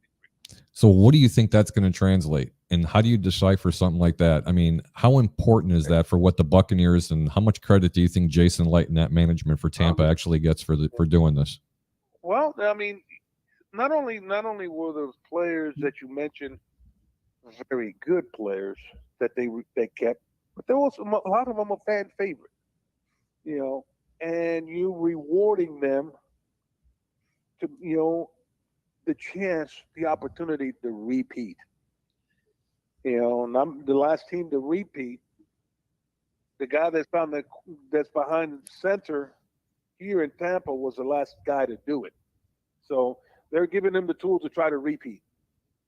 So, Roberto, if I can switch it back to baseball again, because I want to ask you something. So, one of the things they talked about, so Major League Baseball went back to the players union and tried to have some concessions, and basically they were trying to get them to sign off. Normally, if obviously and our baseball fans out there, by the way, y'all out there watching here on Bucks Report, no matter what city, state, or country you're in, tell us your favorite team. We'll ask Roberto if he's got a story from playing against that team, or maybe in some cases he may have played on that team. Because trust me, he's played for enough teams. Yes, I think he's played against every. I'll tell you what, though. Did you pitch against every single team in baseball, or did you at least face every team? No, every single team.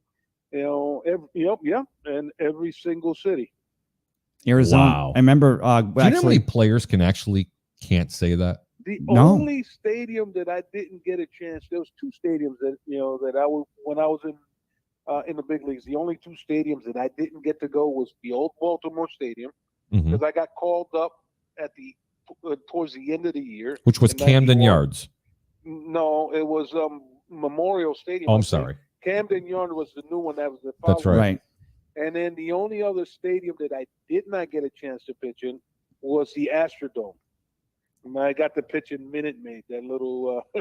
Yeah, I know. It's a nice. Minute Maid. I would have loved to pitch in Yellowstone, which is the one at the Astrodome.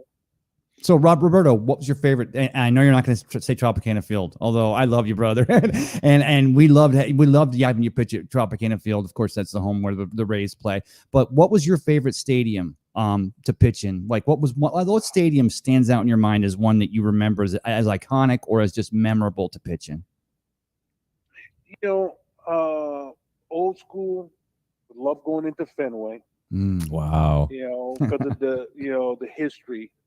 The scoreboard, but I love pitching in Comiskey Park before they chopped down part of the stadium and the ball started flying out. I love that. And then those were those south winds coming off the lake over there. I mean, it would just take that ball. If you got it up, just past the upper deck, right? I mean, to the upper deck, right? It just, Harry Carey used to say, they wouldn't be out in a phone booth. No. If he hit a pop fly in the center field, and it went up more than 150 feet, it was gone. Gone. There and the old. How about Old Yankee Stadium? Was that? It's nostalgic. Yes. Yeah, I grew up not too far from there, but Yankee Stadium, because I always had a lot of friends and family come in there, and the history. Was there anybody in particular in any opposing teams that got on your nerves? Got on my nerves, Because I'm wondering about the '98 and the ribs, maybe, Yeah, well. Now, that was mandated. It was mandated from the dugout. But I hated playing Minnesota in Minnesota on that, that Twinkie Dome. The Twinkie Dome. But now they're outside. But see, they were deadly in that carpet. Yes, they were. They were tiny. They didn't overswing. They just put the bat on the ball. Kirby Puckett. Yeah. God rest his soul. One of the nicest guy I ever met. When I got called up to the big leagues and we went into Minnesota, he ran from his dugout while we were stretching and seeked out all the kids that were rookies, me being one of them. And he shook our hand and said, "Welcome to the big leagues, son." Wow. Kirby Puckett. He did that to everybody. I froze. I couldn't believe it. He was the only one that did it. And found out through the clubby that every time somebody new comes up, the clubby, their home clubhouse guys got to let them know if there's a rookie on the roster that's here in Minnesota, or if they're playing somebody, he's going to make it a point to go and congratulate that person. What an ambassador. And one of the classiest gentlemen I ever played against. So, Roberto, let me ask you again. I'm going to work it back to the playoff format. So, every year we know usually it's the 10 teams, but last year, of course, it was 16 teams because they had that 60-game run, and the season was so much in doubt. And, hats off to, just like the NFL was able to get all their games in, of course, Major League Baseball gets the season in, had a quite memorable World Series all the way up through with the Rays dropping it to the Dodgers. But so the Major League Baseball went to the Players Association this offseason and said, look, 16 was a lot because obviously there was even 2 teams that made the playoffs that were sub 500 teams. But they went back and they said 14 teams to possibly try and allow a little bit more of that. But you said, like you say, you're old school. And I get it because I'm kind of on the fence on this. What would your feelings be if they talked about expanding that playoff from like 10 to 14? Great question. I mean, they are teams to me. I mean, last year was an exceptional year. You got the COVID and you had all the protocol. If it expands, it allowed some of the middle market teams to have a chance to make it into the playoff. All you want is a chance to all you want to do is to get a ticket to the dance, and then anything can happen. Right. Usually the ones that make it are the one that spends the most at the deadline, that needs to get that hired gun. Middle of the road teams, in the economics side, like the Rays, they ain't not going to pull a trigger on somebody that's a big ticket, Well, but if you expand it to where goes from 10 to 14, you involve teams like Milwaukee that may want to get somebody decent. Yep. Tampa, Cleveland a few years ago, those type of teams, and instead of being sellers, they'll be buyers. Oh, yes. And the thing is that that's a great players, point. all they want is a chance to make it to the playoff, for that chance to make it to the World Series. Tampa's been lucky; they've made it twice. Yes. In COVID and prior to COVID, but they were very healthy throughout both those years. Teams that can maintain themselves healthy from day one, from spring training to through the season, are the ones that you're going to find in the playoffs. That's true. And now let me ask you this, Roberto. Randy Arozarena goes on probably one of the best sustained hitting streaks last year in the playoffs. Of course, he still comes into 2021 season as a rookie because of the way he did not play during the season, his limited action, but then he gets so hot in the playoffs. First of all, were you as impressed as everybody else with it? Because obviously being a pitcher. That dude was on fire. He was. And Jesus Christ couldn't get him out in the playoffs. That's my. They went to Roberto would have. Yeah. They went to, he was hitting every fastball. Then they tried to trick him with the breaking ball. They went one breaking ball too many, and it went deep into the damn seats. It didn't matter. It was going right center. It was going right field. It was going center field. It was going left field. It didn't matter. Yes. When you get hot, you get hot. Nobody can get you out. And then that's that feeling. And they said he started off late because he had COVID. Just imagine if he didn't have COVID. Right? Yeah, he was in his apartment. Because when he made the call up, it was late in the season, and I was questioning, why are they playing this guy? He doesn't look like he has anything. And all of a sudden, he showed everybody in the world what he has. And it's also a chance. And and then the story of him, leaving Cuba, having kids in Mexico and haven't seen him, and then playing for that. He has a cause, a a reason to try to succeed, Right. to better his life for himself and his Yes. family and his kid. The poor guy's alone in an apartment, like you said, going through having COVID-19, just struggling to keep weight on. Of course, the guy drops so much weight while he's having COVID and then still comes back, and he's got so much to play for, wanting to reunite with his family. He's here basically by himself, but he's just working and working and working. And what was for me, one of the bright stories of last season. But, going into this season, Roberto, Chris Archer's back on the team now. Chris Archer, he is actually, I believe it or not, I believe it's 5 straight years from 2015 to 2018 or 19. He was the starting pitcher on opening day for the Tampa Bay Rays, and he goes off. We trade him to the Pirates, and he struggled a little bit in a couple of years, but now he's back with this team. Do you think that he still has the ability to make that a deep rotation for the Rays and then have success they're going to have this year with that pitching rotation? Yes. And then the one thing that I have sat down and talked to Archer a few years ago. This is when Joe Madden was in town. He was the manager. Right. And I got a chance to talk to Archer down in spring training. I dressed out and watched bullpens, talked to him. As pitchers, the worst thing we can do is think. Oh, yes. And then the one thing that Chris Archer has, he is very, very knowledgeable and intelligent, and he reads a lot. But sometimes he overthinks things. Yep.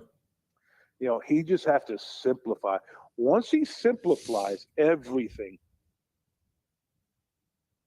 his stuff can be damn good. Oh, it's awesome. Real good. It's legit lights out stuff.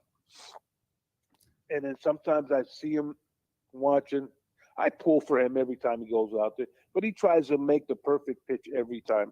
And, when you're out there, when you throw in 95 and above, you don't have to make the perfect pitch. No, you don't. Yes. As long as that 95 is moving. That's the trouble he had when he went down. When they went down, the Rays played in Cuba that year, right? And Chris goes in there, and he's the opener for that series, and he deserves to be. He's the ace on the staff, and he was just trying too hard and overthinking, and like you said, Roberto, not simplifying it. And he struggles in that game. I mean, that wasn't that one game a career or nor season does not make. But I'm just so happy that he's back with the Rays this year. They just seem to continue to make all the right moves. They got hopefully a deep enough pitching rotation.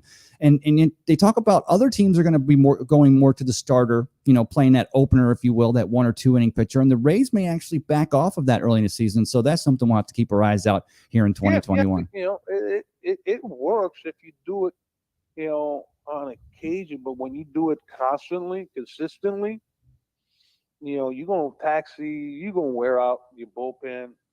It's going to be tough. But, I'm glad he's back. Maybe he needed a change of scenery, maybe to come back somewhere where he's comfortable, somewhere where he can just feel at ease. When you're part of a big trade, like he was, and this has happened to, it happened to me, it happened to anybody, where you try to do more than what you're capable.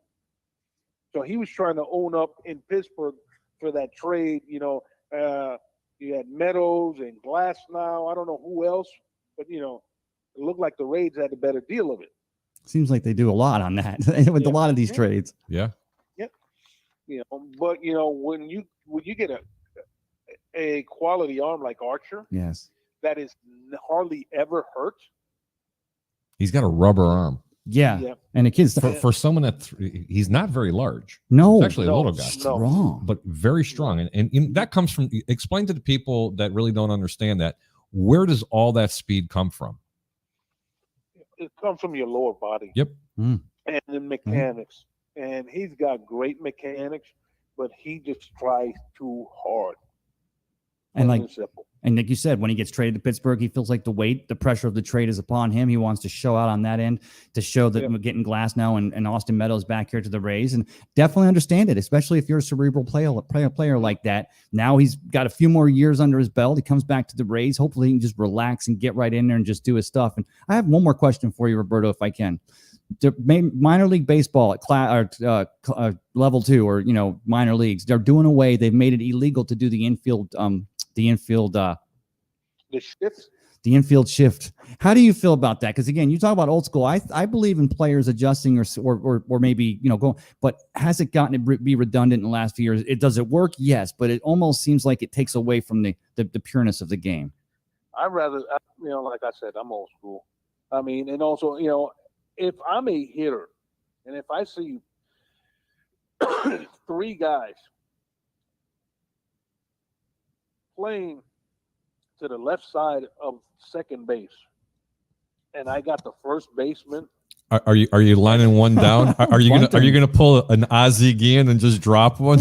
I may have to drop one, or I'm intentionally, and especially if there's a runner at second base or third base with one out. Yes, I'm getting that RBI.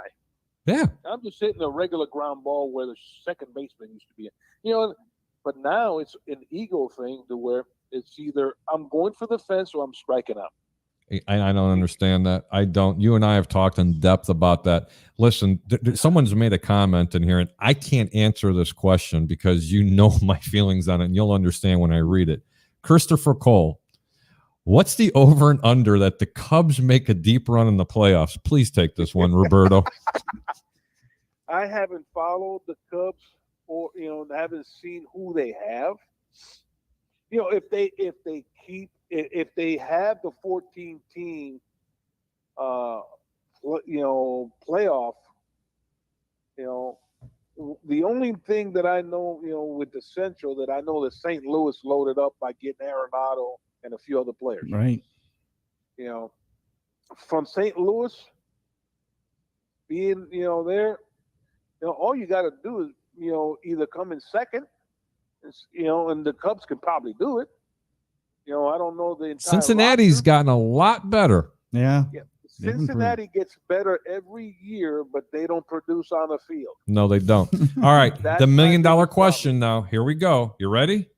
Yeah, Give me 2 teams in the National League and give me 2 teams in the American League that you really like. Well, I mean, you're gonna, to make it to the playoffs. Yeah, I want to know who you honestly think could make it to the playoffs. You got to go with the Dodgers right now. Oh, Okay. yes. I mean, I don't want to say that, but because I'm a Met fan. We won't hold that against you. Mets are improved too. Mets are quite improved, of course. Yes, they have. Dodgers. I'm going to help you. I'm going Dodgers and Mets. Yeah, That pitching staff is off the chain. Yeah, but they also got to stay healthy. Yep, that's Yes. true. And I'm a Met fan. I'll back that up. Dodgers and Mets. Okay. But they, it's like everybody else. And, see, the one difference between the Dodgers and the Mets, Dodgers can have a couple of guys go down, and they got a boatload of guys that they can call up or fill in. Mets, you get one of They're you deep. get a key injury to someone like a DeGrom or Lindor. Mm-hmm. Goodbye season, Okay, now in the American League, now in the league that actually counts, the American League. White Sox. Who? Which ones? White Sox. Say it again, please. The White Sox. Oh yes. They're He said, and they're young and loaded. Yep. Can you imagine? Hold on, since you mentioned the White Sox, that Michael Kokepek and the young kid that came out of Vanderbilt. Oh Lord. Starting pitcher, throws over 100. They debuted him last year. He got a little bit injured. They're both starting in the bullpen. wow. So they're loaded. They got deep. They're deep in the rotation, and you can do that and put quality arms in the bullpen that you don't want to send down. That if you believe you can, and they also got one of the smartest guys in baseball running it now right now with La Russa. Yep. Can you imagine that? Yeah. Tony La Russa. And then the other one. I don't want this goes against my Catholic religion, the Yankees. I'm a Met fan. All right, now I'm going to go ahead and give you something here. The LA Dodgers right now are the favorites to win the World Series, followed by, you ready? The White Sox and then the Yankees. So you are dead on. This man knows his baseball. Yankees, literally a mic drop. The things with the Yankees that come trading deadline, they can outbid for everybody. Of course they can. They got deep pockets. You know, George exactly. Steinbrenner, just from the grave, he just starts throwing hundreds like they're nothing. Yeah. He Yeah, does. I mean, that's the thing, and then just imagine if the guys that they signed this year turn around and regain their form like Kluber. You got Cole and Kluber, and I think was it Tyon. Oh. Those are three pretty good pitchers right there. And then you got the Dominican kid coming off the injury. It's there now. And the one that got suspended, Domingo, what's his name? Rodriguez, I believe. Isn't it Domingo Rodriguez? Trying to remember. I'm guessing, man. I mean, he was suspended, I'm kidding. for domestic violence. Oh, wow. Yeah, man, but he was 18-game winner 2 years ago. And But- he's Well, you know what though, Roberto? They've got the run production and they've got the pitching staff, but for them too, their bugaboo the last couple of years, injuries, right? You So like I pointed said, out. Yeah, they were still winning. That's, Yeah, that's, even with that. that's just sick. Well, they'd go out and buy you more. You got guys step up that you never thought that They got a who good the farm hell- system who too, the- guys. Who Yeah. the hell known Luke Voigt? Yes. Where did he come from? And then you look at him and you're like, yeah, you should have seen it coming. The guy's a stud.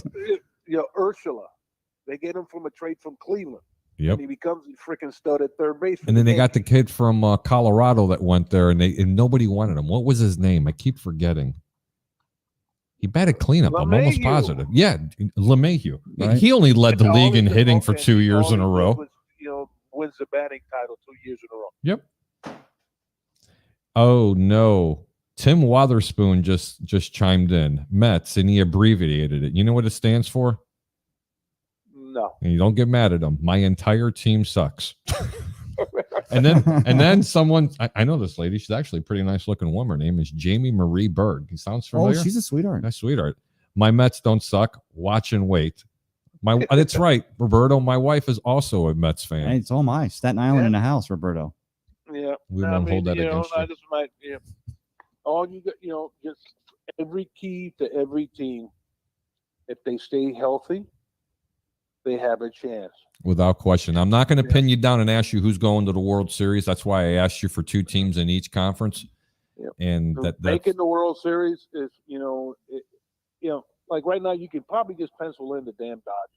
Yep. Oh, They've done it for the last 3 years in a row. not Yeah. even San Diego with the additions that they've made, huh? they're going to score so many runs out in LA. So many runs. LA and San Diego are going to be battling out all year out. So one of them's going to come ahead. You've played on some really, really good teams, and you've played on some teams I remember in Chicago that the pitching was just off the charts. And then you played with Bo Jackson and Frank Thomas, and that was a decent offensive team. But that team that we talked about, like Toronto, they had a good pitching staff, but that offense was just something special. Yeah, we had the best pitching staff that year, and I know. we had the best hitters. But my From top to bottom. But my question is this, Roberto. When you have a team that's stacked the way the Yankees are, or even the Dodgers are, and the Dodgers, I'm going to say, have better pitching.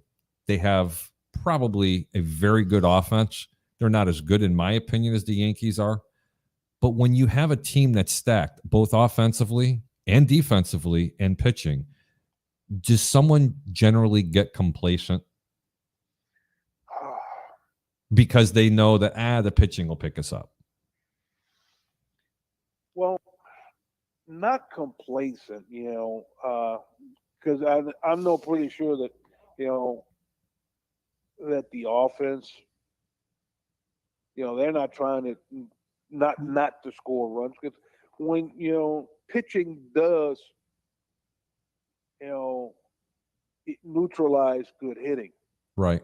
But when you got a juggernaut, 1 through 9, i.e. like the Blue Jays in the early 90s, mid 90s. yeah, it's a headache. You get you number one, you go through. You got Ricky Henderson, number 1. Number 2, you got Alomar. Number 3, who was it? Probably Paul Molitor. Number 4, Joe Carter. From there, you go Olerud. Murderer's From Row. there, you win. then you're like, where do I breathe? Where do I, and the one of their weakest hitters was their catcher and Pat Borders, and he's hitting ninth, and he becomes the MVP of the World Series 2 years in a row. Ladies and gentlemen, that's a major league pitcher, Mr. Roberto Hernandez, talking, and I love how you say it right there. You say, "Where do I breathe?" Because that's exactly what you're thinking of. You can't pitch around anybody, right? And that's no, and it's tough. It's tough. But our biggest problem in '93. Our biggest problem in '93 was that our game 1 and game 2 starters had bad numbers against Toronto. And they were arguably two of the best pitchers in baseball that year. I think one was Black Jack McDowell, and who was the other one? It was Alex Fernandez. Yep. Who, by the way, was the opening day starter for the Tampa Bay Rays, if I'm not mistaken, wasn't he? No, that was Wilson. Oh, that was Wilson Alvarez. Yeah. I'm sorry. right. Yeah. It's going back a few years. I'm getting old. Yeah, a couple. Yeah, the problem was that we knew going into that series that both Jack and Alex had rough outings. And not only that year, but in the past 2 years. We knew it. It's like, they're teams that Jack, it didn't matter who they had, he was going to dominate. But it seems like no matter what he did against Toronto that year or the year prior or the year before, they gave him trouble. And when you're, of course you're going to start Jack. He's your ace, your Cy Young. You have to. Game 1. But we were hoping to split, but not to be 0-2. So when you go 0-2 at home and then you got to go to Toronto for 3, and then you got Wilson Alvarez who throws a complete game gem in game 3. And then your number 4 starter, Beret, doesn't get out of the second inning. And then you got that's right, Jason Beret. Tim Belcher comes in and gives us 6 solid innings. And then I come in and close out for a save for game number 2, for win number 2 in that series. I remember that game. It was almost like you won the series. Yes. We were hoping to get something, in game 5 and 6, just to get Wilson back on the mound, but we couldn't. Blackjack lost game 5, and then Alex lost game 6. And it was over then. Yeah. Roberto, I really appreciate you staying on for as long as you did. I could talk baseball and football with you for hours, man. Anytime, it really is. My friend. Anytime. I'm serious. I'm just glad, we getting to watch live baseball again, and hopefully we can see fans, come back and go out there and be back to some kind of normal. Actually, there's another comment for you from Christopher Cole again. I believe that the Cubs are. Will you stop it with the Cubs? But I'll read it anyway. I believe that the Cubs are a dark horse team to make. I'm sorry. Let me put this up here because I can't see it. My apologies. I believe the Cubs are a dark horse to make it to the World Series because this could be their last chance with this core of players before they go into the rebuild. I'll answer this one for you. David Kaplan of the Chicago of the Chicago media on NBC Sports, I believe is who it is. He's like the biggest homer for the Chicago Cubs. Right. They've been saying that for the past 2 years. Give up on that narrative, guys. That they don't have that rotation to get them there. If they do, they better do it. That is the biggest question. Yeah, they have the nucleus, but they lost all their pitching. Yes, they did. And just say hello to my cat. No, you couldn't see that. Sorry about that, Roberto. Once you lose the pitching, they get Jake Arrieta back, but he looked good, by the way, in the spring. Yeah, but what type of Jake Arrieta are you going to get this year? He wasn't good. What did he go to? He went to Philly, and I'm going to tell you right now, I watched that game against the White Sox in preseason. I'm not trying to get off on a tangent here, But Arrieta looked really good. He was pitching against Keuchel. They were going pitch for pitch, inning for inning. It almost looked like a regular season game, almost postseason. I'm not kidding you. And Arrieta's ball, he probably lost a mile or two, on his velocity with his fastball. But I'm going to tell you right now, it really looked good. He was painting corners like Rembrandt. But can he last? Who knows? He was a lot younger when he was Cy Young, and when they won the World Series. He was a workhorse. And when you add those innings as a starter, those are like you're in the tire business. Once you start wearing out those treads, that's a good one. Roberto, mucho gracias, senor. You have no idea what it means for you to come on our show anytime. Anytime. Thank you, Roberto. And we'll see you again, ladies and gentlemen. That was Mr. Roberto Hernandez, former major leaguer for 17 years. And I promise I'll get him back on here sooner or later. Roberto, have a really good evening, Thurn. Thank you so much for coming on the Over-Under. You Take too, care, man. Be everybody. blessed, Stay brother. healthy, What a class act Roberto is. Unbelievable. We had him for the pregame show for the Super Bowl. Right. And my God, his knowledge in football was pretty amazing as well. Yeah. And I just love some of the stories. We didn't get him to go down that rabbit hole. Right. But some of those stories were just unreal because you were like, really? You got Wade Boggs did what? It's so nice when you're sitting with someone. Yeah. Right. It was just awesome what he was doing. Yeah, if you have a question or a comment, you can go ahead and leave one, or you can call 727-320-5866. I'm your host, Harry the Greek, on the Over-Under, and this is Mr. Ray Kennedy, best of the Bay. What do you think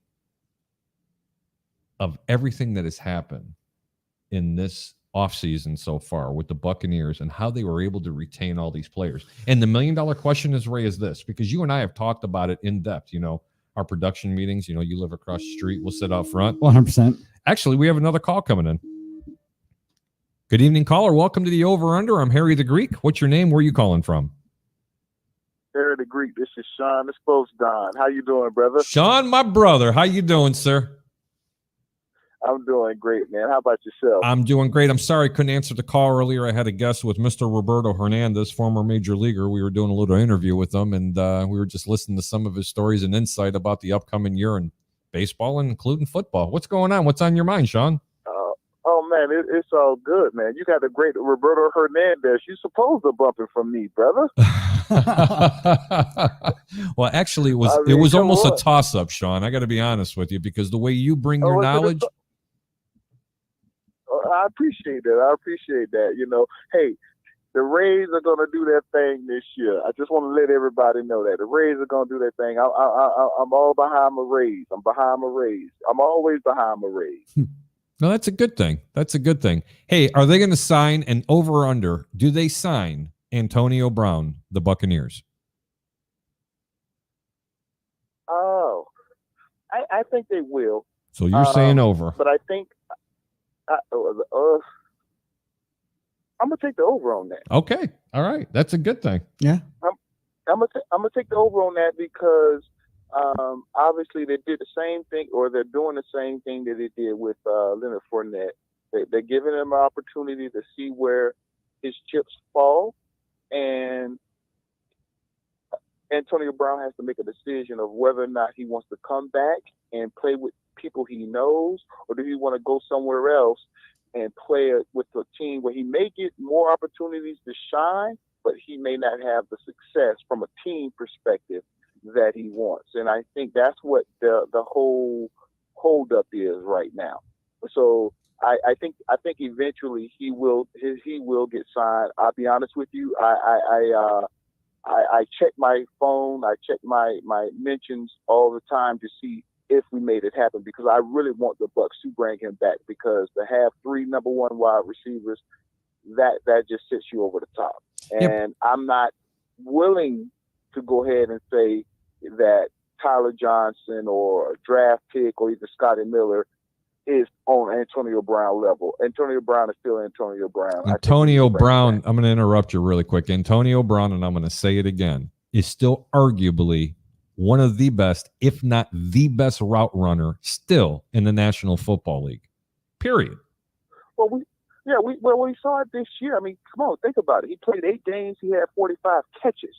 And, oh, by the way, he was the most targeted wide receiver for the Bucks when he was playing in those little 8 games. And a lot of people don't know that. Then why haven't they I signed him? Well, the thing about it is though, and Leonard Fournette mentions this in his press conference today there, Sean, is that, when the Jaguars cut him, of course, after having been a first-round pick or in a first, 4th overall, but after they cut him and he comes to the Buccaneers, as far as his move to stay here for the 21 season and sign that 3.5, which can escalate to $4 million contract, he said he just didn't really, he didn't use the exact words, but didn't really have the stomach to go to another team and be the new guy in the room again. And you have to think that Antonio Brown, after serving that suspension, and he comes in here and does play those games, 8 games, and has the success he has here, and the aura and the locker room that's created here, the goodwill about bringing everybody back. I'm sure for Antonio Brown, I would be remiss to say there's probably not at least a few other offers out there that are competitively priced. But where? Other than the narrative, and everybody wants to keep pounding on this with Seattle, because I don't believe it one bit. Okay, because I believe nothing of what I hear and only half of what I see. Right. Because there's so much BS out there. It's after 10. I can say that. I didn't curse. No. Because the pundits out there make up a lot of these stories. Do you honestly think that there have been offers for him out there? Yes, I do. Then why hasn't he taken them? And hold on. How come? Why aren't the big pundits in the media out there actually harping on and saying Antonio Brown was just offered $8 million a year for 3 years? Because he's not getting $8 million, and That's why it was just it was Leonard Fournette. That's why Leonard Fournette back here. He said he got offers, but it was not, and that's why I'll play for one more year this year because. But they never said from where, Sean. Well, but here's the thing. Why would I say Houston is giving me a contract when I'm not going to go to Houston when they have the quarterback issues that they're having. Their team sucks, and they want to give me $5 million. I'm not going to go to Houston for 2 or 3 years for $5 million a year when you're Houston. You see what I'm saying? That don't make any sense for Leonard Fournette. I come back here for 1 year and play again for 3.5, and if I ball out, I can go to a team, let's say maybe next year like Miami or something, teams that are really in the mix of doing things, and I can get a real contract. So that's what you're up against right now. Yeah, I believe somebody is giving Antonio Brown a contract, but somebody want to give Antonio Brown $2 million, $3 million to go there, where he's like, well, the Bucks are giving me that, so that's my ace in the hole, and the Bucks understand that. If the Bucks are really scared about losing him, they would probably step up. They're not really scared about losing him right now because no one is giving Antonio Brown $9-10 million right now. He's not getting that. I think teams are still very paranoid about his off the field issues, and I'm going to tell you right now, I'll be the first one to say I think he's rectified those issues. And I think people need to stop saying it's Tom Brady that made him calm down. No, you know what? It's time that Antonio Brown gets a little bit of credit. He has grown up. He's realized that the 3 years literally out of that he hasn't really played that much. I think this game has humbled him. And you know what? This game has a tendency of humbling a lot of people, either through injuries or being suspended or people not really wanting you. Well, don't forget, though, he still has there's no pretrial intervention. He's still facing. Of course, everybody says he'll probably push back the docket, but December of this year, he's got some things going down there in Miami that he's facing. That's already been dropped, I thought. No, it's just that it's been. But it's a civil suit, though. It's not a criminal lawsuit. It's civil. So he's going to have to do a civil thing. So you can't. I'm not worried about a civil lawsuit. That's a great point. We can go ahead and just give you some money. So that's it. But I think he deserves some credit because he's grown up a lot. Okay, I think his off the field issues have really straightened up a lot. And I'll be the first one to say that I thought this guy. I'm going to say it again. I thought he was going to be a cancer coming to this ball club. I said it on Ray's show when you asked me one of the very first questions you interviewed me with, and I says he's going to be nothing but a glorified punt returner. Tampa, be careful. This guy is no good. Not that he's no good as a player, that he's no good. And boy, I opened up mouth and inserted size 13 shoe right up in my mouth because he has been nothing but a model player in Sittleson for this team.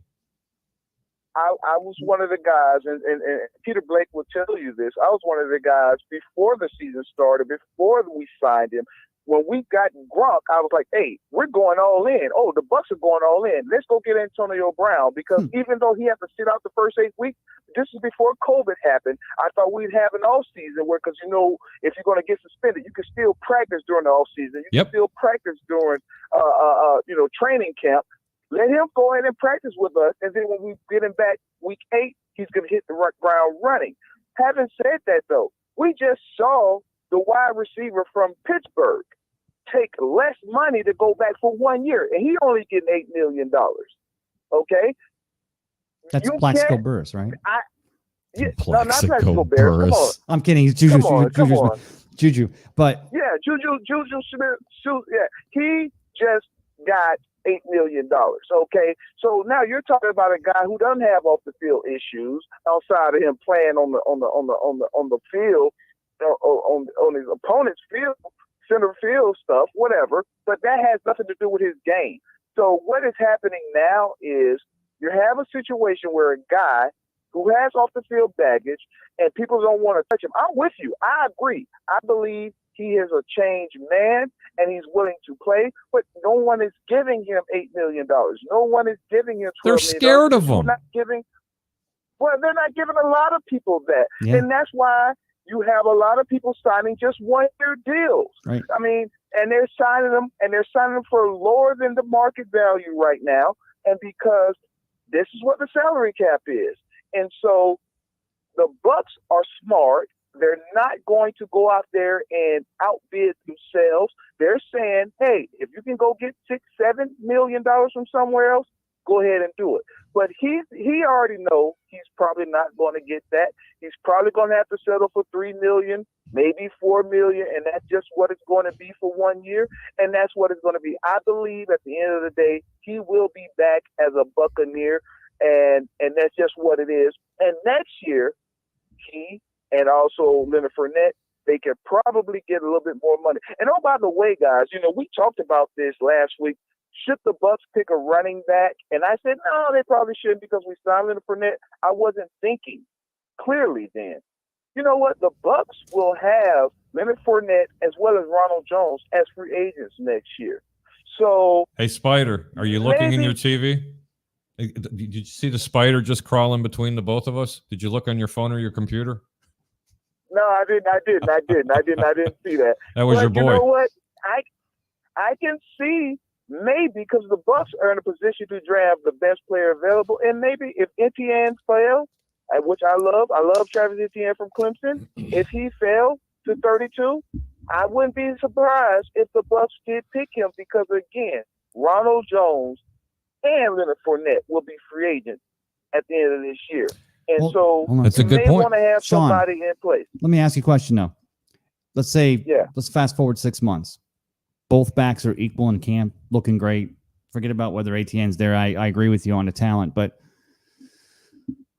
Bucs take the field after they receive that kick on that Thursday night game, the first game of the year. They go out and run out. The offense runs out there on the field. Tom Brady, Tristan Wirfs, Donovan Smith.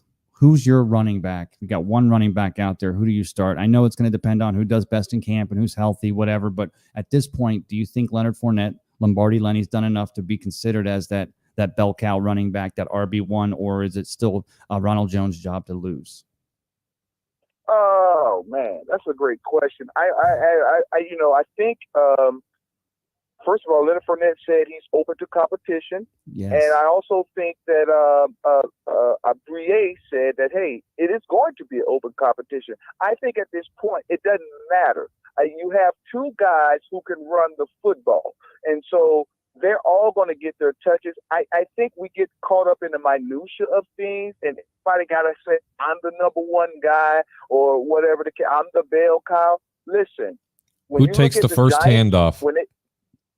When you look at the Giants, when they were winning their Super Bowls, they had Brandon Jacobs, they had Ahmad Bradshaw, they even had that guy that was messing with the Kardashian girl. They had three-headed monsters. Listen, who didn't mess with one of them? Be able to put a player out there that's going to run the football, and I think the Bucs will do themselves a disservice by trying to say right now in March 31st, who's the bell cow. Let that play out, and I also think it plays out during the game. Well, who is it? Some players. Who's going to take that first snap? I don't know yet. Oh, it's a competition. I don't think it matters. I think both of those guys are capable of being the first snap guy. But in the game, when it starts playing out, who's running the ball better? Sometimes you have to go with the hot hand. And both of those guys have shown me from running the ball, they can be a lead back in this particular game, and just let it play out, guys. This is a beautiful thing to have. I think it takes more snaps for Leonard Fournette to get going than it does for Ronald Jones. I do. I'll agree with that. I will agree with that. Yeah.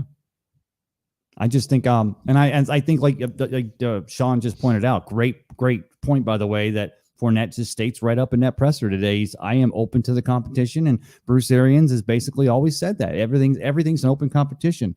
So yeah, it's going to go and matter. And of course, one of them could have a finger or issue going into that first game. I just, at this point, and I'm not discounting either running back because both are very talented. I saw Leonard Fournette those years in Jacksonville. I've seen this kid running since LSU, and I know what he can do. And I've seen the tape on Ronald Jones as well. Phenomenal running back, but just for the Bucs to be in a position to even have a Leonard Fournette and be able to call him an RB1, not just with the success he had in the postseason, but the body of work he's had since he's come into the league. I think we're in a great situation. But if Rojo's your running back, it's because he did better in camp. I'm not going to be opinionated here. Yeah, I go back to this too. When they cut Leonard Fournette, I was one of the people that were saying, hey, let's go get Leonard Fournette. I mean, because he was going to be cheap. No one wanted to trade for him in that contract and having to pick up his fifth-year option and stuff like that. He was going to be cheap. But when you get someone who is a number 4 overall pick, trust me, you have talent. And he's shown you, I've had a couple of 1,000-yard seasons. I've caught 70 balls in my career for a season. That's someone you can pick up, and he has talent. And so the Bucs are talented. Like, everybody who touches the ball, we expect greatness from them. And oh, by the way, the Bucs are not going to cut either O.J. Howard. They're not going to cut Cameron Brate because they want that depth. And when you have that, that just makes you even more powerful. Guys, make no mistake about it. If O.J. Howard stays healthy and he comes back, and we heard Tom Brady say this during the year, man, O.J. Howard getting hurt, that's a big loss to us because Tom Brady, he can see what O.J. Howard can bring to this offense. He can see it. He just got to be able to utilize it. But O.J. Howard isn't going anywhere. This team is stacked offensively. Can you imagine? It's a matter. I was going to say, can you imagine that they've literally, the NFL network and pundits out there have literally went back and they've shown the tape of Gronkowski and Hernandez when they were both playing at tight end for the New England Patriots back in the day, what it meant to have a slot receiver almost type of player in Hernandez. But I think you have that in OJ Howard, and to still have Gronkowski playing and have a healthy OJ, and what it would do to open it up for this team to continue moving forward is just the thought of it. And I think we all felt that when OJ hurt himself last year, it was like, oh, that's a missed opportunity. And that's definitely something I'm excited about for the 2021 season. Yes. We all thought that was going to be a problem. But you know what? When it happened, we all had a sigh of relief, though, because we knew. And at that point, if you remember, Cameron Brate wasn't even playing that much. No. And we knew we had Cameron Brate to lean on. Isn't that much better to have a Cameron Brate to lean on than Anthony or Claire? I mean, think about that. Like, everyone says, well, we got to get rid of this contract. No. If you can win and you can put all these people under the salary cap, then you go get it and you have the best players available to win a championship. And that's what the Bucs are going to do. They're going to put the best players in position to win. And oh, by the way, if you don't get as many snaps as you want, if you don't get as many catches as you want, it's okay, because we're winning a Super Bowl because you sacrificed. And every championship team, I don't care what sport it is, I think every championship, somebody had to sacrifice somewhere. Everybody talk about Michael Jordan being as great as he was, but it was Phil Jackson that told him to trust your teammates. And that's why John Paxson hit some big time 3-pointers to win championships. Good point. Steve Kerr, because he had to teach him. Well, Michael Jordan was great, but he had to teach him. Trust those guys. So Michael Jordan used to think, hey, why shouldn't I take it? I should take it because I'm the best. No, you are the best, but that guy's open. Hit him up. And that's what happens. Sacrifice your stats for the betterment of the rest of the team. And I think that's what this Buck team has understood this year. Obviously getting Brady, that made them understand it a little bit more. But I think also getting Brady, it just made them understand what greatness is all about. And that's why this Buck team is in a position to possibly repeat. I really have a good feeling about this team repeating. I don't know about the rest of you guys. No, I do. Well, let me ask you this, Sean. So today was the second day, the last day of the NFL owners virtual meetings, and they're talking of some things on there. And of course, you heard Goodell mention Super Bowl week back in February, talking about virtual practicing will be part of the NFL future moving forward, part of the NFL landscape. Not completely. They'll still be coming into the facilities. They're still going to have the OTAs. They're still going to have the rookie mini camps and let these young players get adjusted to new teams, free agents and such. But did you notice? I don't think of course, we were so busy worrying about the pandemic in 2020. Maybe some things slid through the cracks, but I didn't notice a drop off in the talent or the competitiveness of the games with that entire virtual off season last year. And do you think moving forward, letting these players do more training on their own and doing a lot of this, cooking in the playbooks for these new players and new schemes for each year, doing that virtually, allowing the players a little more time to do their own hustle, will that work out and be a good thing?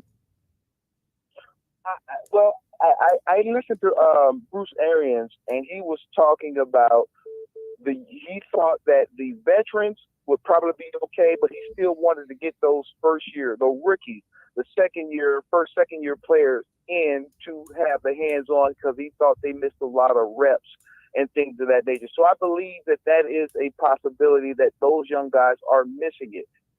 So I won't say that we need to go strictly to those Zoom meetings. They will come into play because you're adding a new game, extra game now. And so because of that, you want to kind of keep the wear and tear off these players. And oh, by the way, these players should want to have that. So I think it's going to always be part of it now, because what this pandemic has showed all of us, I don't care what life or what profession you're in now, working from home and being the Zoom stuff and everything like that, that's part of it now. I went to school for business, and when I was going to school in college, I would say, one of the things when I was going to college, I learned about having the Zoom meetings wherein back in the day, if I was in a company in America, I would have to fly to China.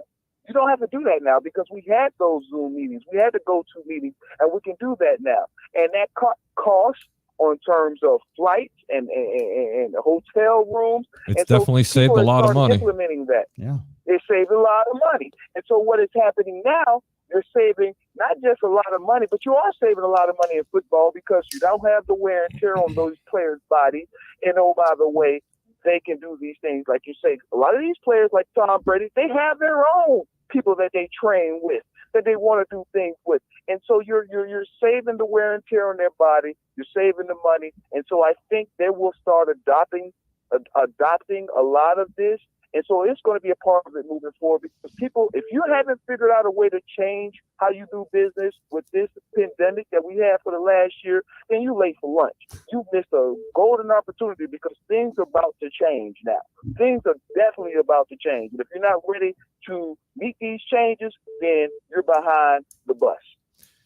Sean, there's other callers that are trying to get in, but as usual, my brother, you know how to bring it. Your knowledge in this game is just absolutely it's just wonderful. I mean, it's just an honor for you to even call in here, because I'll tell you what, you have such good depth. It's not even funny. Do me a favor. I'd really love to get you live on air again sometime. And I know you used to be the co-host with Mr. Peter Blake. We have got to get you on this show. I got to get a link sent to you, because you have got to get on the over-under with me, because I have a lot of things that are going to be coming up. We're going to be talking a little bit more about gambling lines, because your insight on the game itself, you may not know much about gambling, but you know what? You know a lot about the game.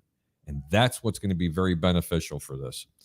And brother, I tell you guys all the time, I love your show. I love what you're doing, and I appreciate that. I appreciate the knowledge. I just love sports like you do, and like everybody that's listening to this thing. So, man, we can definitely do that.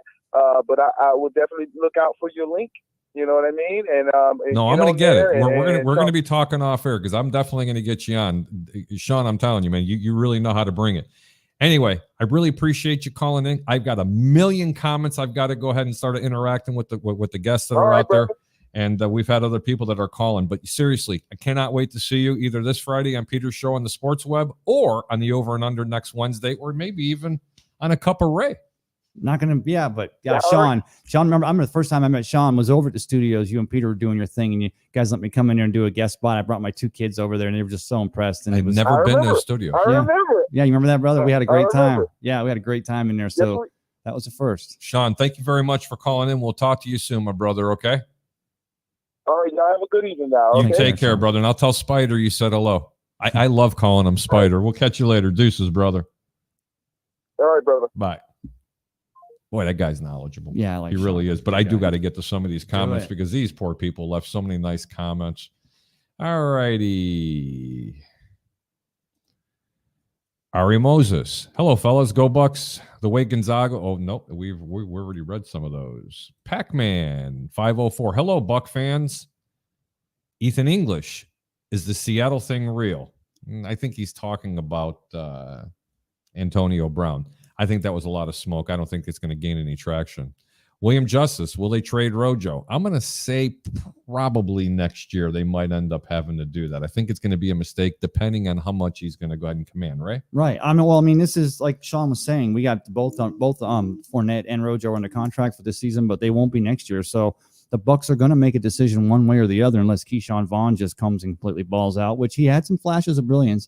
He put the ball on the turf once or twice, but still looks pretty solid the times he got to play. Very limited in 2020. So we'll see moving forward. We have another caller coming in. Can we squeeze this in for 2 minutes? Yeah. Hello, caller. Welcome to the Over Under. I'm Harry the Greek. I'm your host with Tampa Bay Ray. We have about 2 minutes for you to go ahead and get your point. What's going on and what's your name?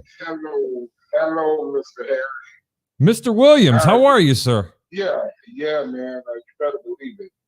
And I'm quite sure you were probably talking to my guy, Buck, from the other radio station, right? Yes, sir. I sure was. Okay, that's my guy. Yeah, Sean's awesome. Yeah, man. And hey, man, I gotta say, hey, we kept our team together, and we are gonna go back, and we're gonna get us another Super Bowl this year, and the NFC South is Tampa Bay. I believe that they done closed the deal with Mr. Leonard Fournette. I mean, not with Leonard Fournette, with Antonio Brown. I hope they did come to some kind of conclusion with him. Well, I will say this much, Mr. Williams. I will tell you this much. Nothing is telling me that they will not sign Antonio Brown. And the reason why I'm going to say this is because they've managed to restructure a lot of deals and be able to and to be able to re-sign all their key players. This has never been done before. And if it has, wait a minute. Yes, it has. It was done last time. It was in 1977.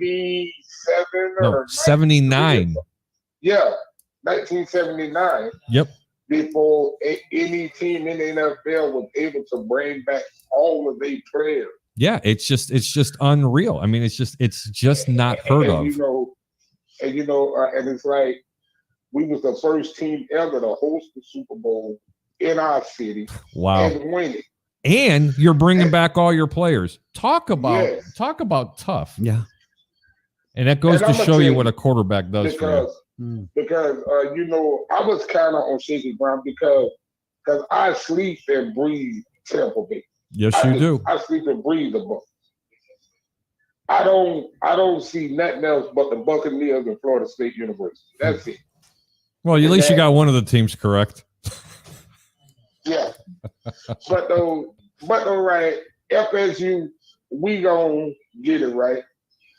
Jimbo Fisher, we love you, man. But though, right, on my Buccaneers, hey, Todd Bowles, we finished up as the number 1 defense. And I am so glad that they was able to cut something for number 58, Shaq Barrett. I was shocked when they did it. I never thought they were going to be able to retain Shaq Barrett. I never thought they were going to be able to retain Chris Godwin or Levante David, let alone all 3 of them. Yeah. See, right, I'm going to tell you when I knew that these guys were going to come back together. Preach on, brother. I don't know if anybody else in the Buccaneer era was listening to the head coach. When he told you, you're not going nowhere, he told Shaq Barrett, you're not going nowhere. Levante David, you're not going nowhere. What did, after they won the Super Bowl, that's when the ball went to roll. And that's what I say that front office, out of 32 teams in the NFL, they done shocked the world. They did that. Yes, they did. To bring back everybody and highlight Lenny. That's what I call him. Highlight Lenny. I mean, he ran harder than he did in Jacksonville. Especially in the playoffs. He did turn it on. Oh, yes. Oh, yeah. Because true enough, he did have to find his groove when he first got here. Mm-hmm. Yeah, I was on shaky ground. I'm like, But when it came time for crunch time, Lenny stepped up and he did that. Now, Mr. what I call him, Shady McCoy, he need a little more work. How much more work do you want to give a veteran that's been around longer than you and I have been alive? But okay, you got to plant your feet and you got to move better than you're moving. Yeah, I can agree with that. But because it done been plays that they done gave you and you by yourself and you drop it. Okay? Because this term here, we need everybody that's gonna work. We need you to work now. Because there is no shadow of a doubt. Tampa gonna have 3 Bill Lombardi trophies in Tampa. We're gonna have 3 of them. And I hope that front office give these guys here now a statue. They go out and get this 3rd Bill Lombardi trophy. Give these guys a statue in that front office. I want to see what that. I want to see what those Buccaneers Super Bowl rings from '55 are going to look like. I think that's going to be. You and me both. I want to see what those are going to look. And I wonder if they're going to have a goat on the side. A little goat, Mr. Williams. Like really. I want to know if they're going to have a goat on the side also. That's going to be a good one. Because I'm going to tell you, Tom, when he came here, only thing I'm going to say that the guy, he acts and he got everything that he wanted. He asked that front office, I need this, I need that, to put this puzzle together for this team to go to the next level. And he did that. I'm glad you talked about that, because if you let me just follow you up on that thought, and we're running up against it, so I apologize, but just everything about in the middle of a world pandemic, but from a personnel standpoint, Jason Light, the Glaziers giving Jason Light full autonomy. Jason Light, I take my hat off to him because he done a hell of a job with the pitching and in the draft and keeping this team together. He is one of the best GMs that we done ever had. No, he's the best GM this team has had. Yeah, it was Rich McKay, and I still have love for Rich McKay and what he did to build this team after coming out of the Culverhouse years. But right. I love Rich also. I'm here when we was called the Yucks. You feel me? I'm here that long, bro. So we was called the Yucks when they let Doug Williams go. You feel me? Yes. And then what he do? Go to the Washington Redskins as a backup and then come in and win the Super Bowl. Oh, there was not a Buccaneer fan that you could not love what Doug Williams did in setting the records and winning that MVP and winning that Super Bowl with the Washington football team. Yeah. It really was. And it was such a glee because we hated Culverhouse for not giving him that next contract. All Doug wanted was to get a little bit right. He was paid at, I think, the 32nd quarterback in a 28-team league. And he was a starter, and he was the most phenomenal part of this offense. He was, he made that offense. He was the connecting with Jimmy Giles and Kevin House, and he made that offense go. And it was in spite of itself, because even on that 5-year plan that John McKay had for that original team, the defense was the best in the league, but that offense went through Doug. And when he fails to give Doug Williams $800,000 to stay in 1982, can you imagine that? Oh, it was. They sick. tip more than that now. Yeah. Mr. Williams, we're going to have to cut you loose because I got a ton of comments I got to get through, but I do appreciate you calling in, my brother. Hopefully next Wednesday you can give us a call back. Yes, sir. We'll do. Hey, man, I love you guys, man.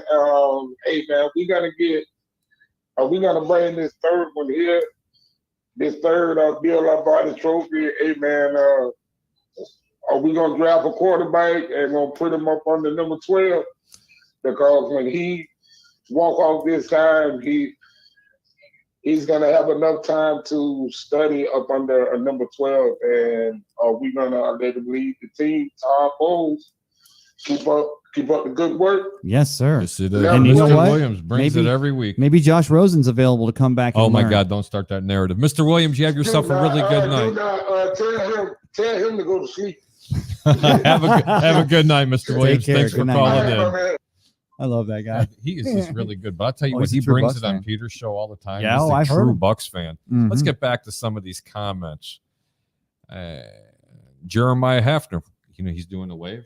I guess we got to do the wave. Got to give him the wave. There you go. He did the wave. Hi, Jeremy. Is that what that is? James Sawinski. William Justice, no way. Would they? Why would they? I have no idea. William Justice, hope not, but was just asking. Jeremiah Hafner, right? Let's go ahead. I can't read it. You can't see it? Okay, that's all right. OJ, don't forget about him. Jeremiah again. Quinn, I can't even read that. I have my glasses. Oh, there it is. Trade Kittle. Well, there was a reason why there was a narrative that I was pounding, because Kittle has been public and said that he wants quarterback, San Francisco Garoppolo. Thank you, Jimmy G, to be his quarterback, period.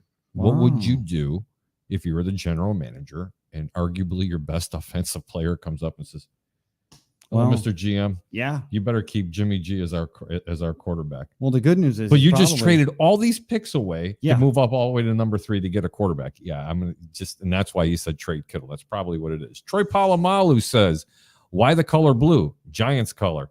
Because I'm kind of feeling blue today. Ray?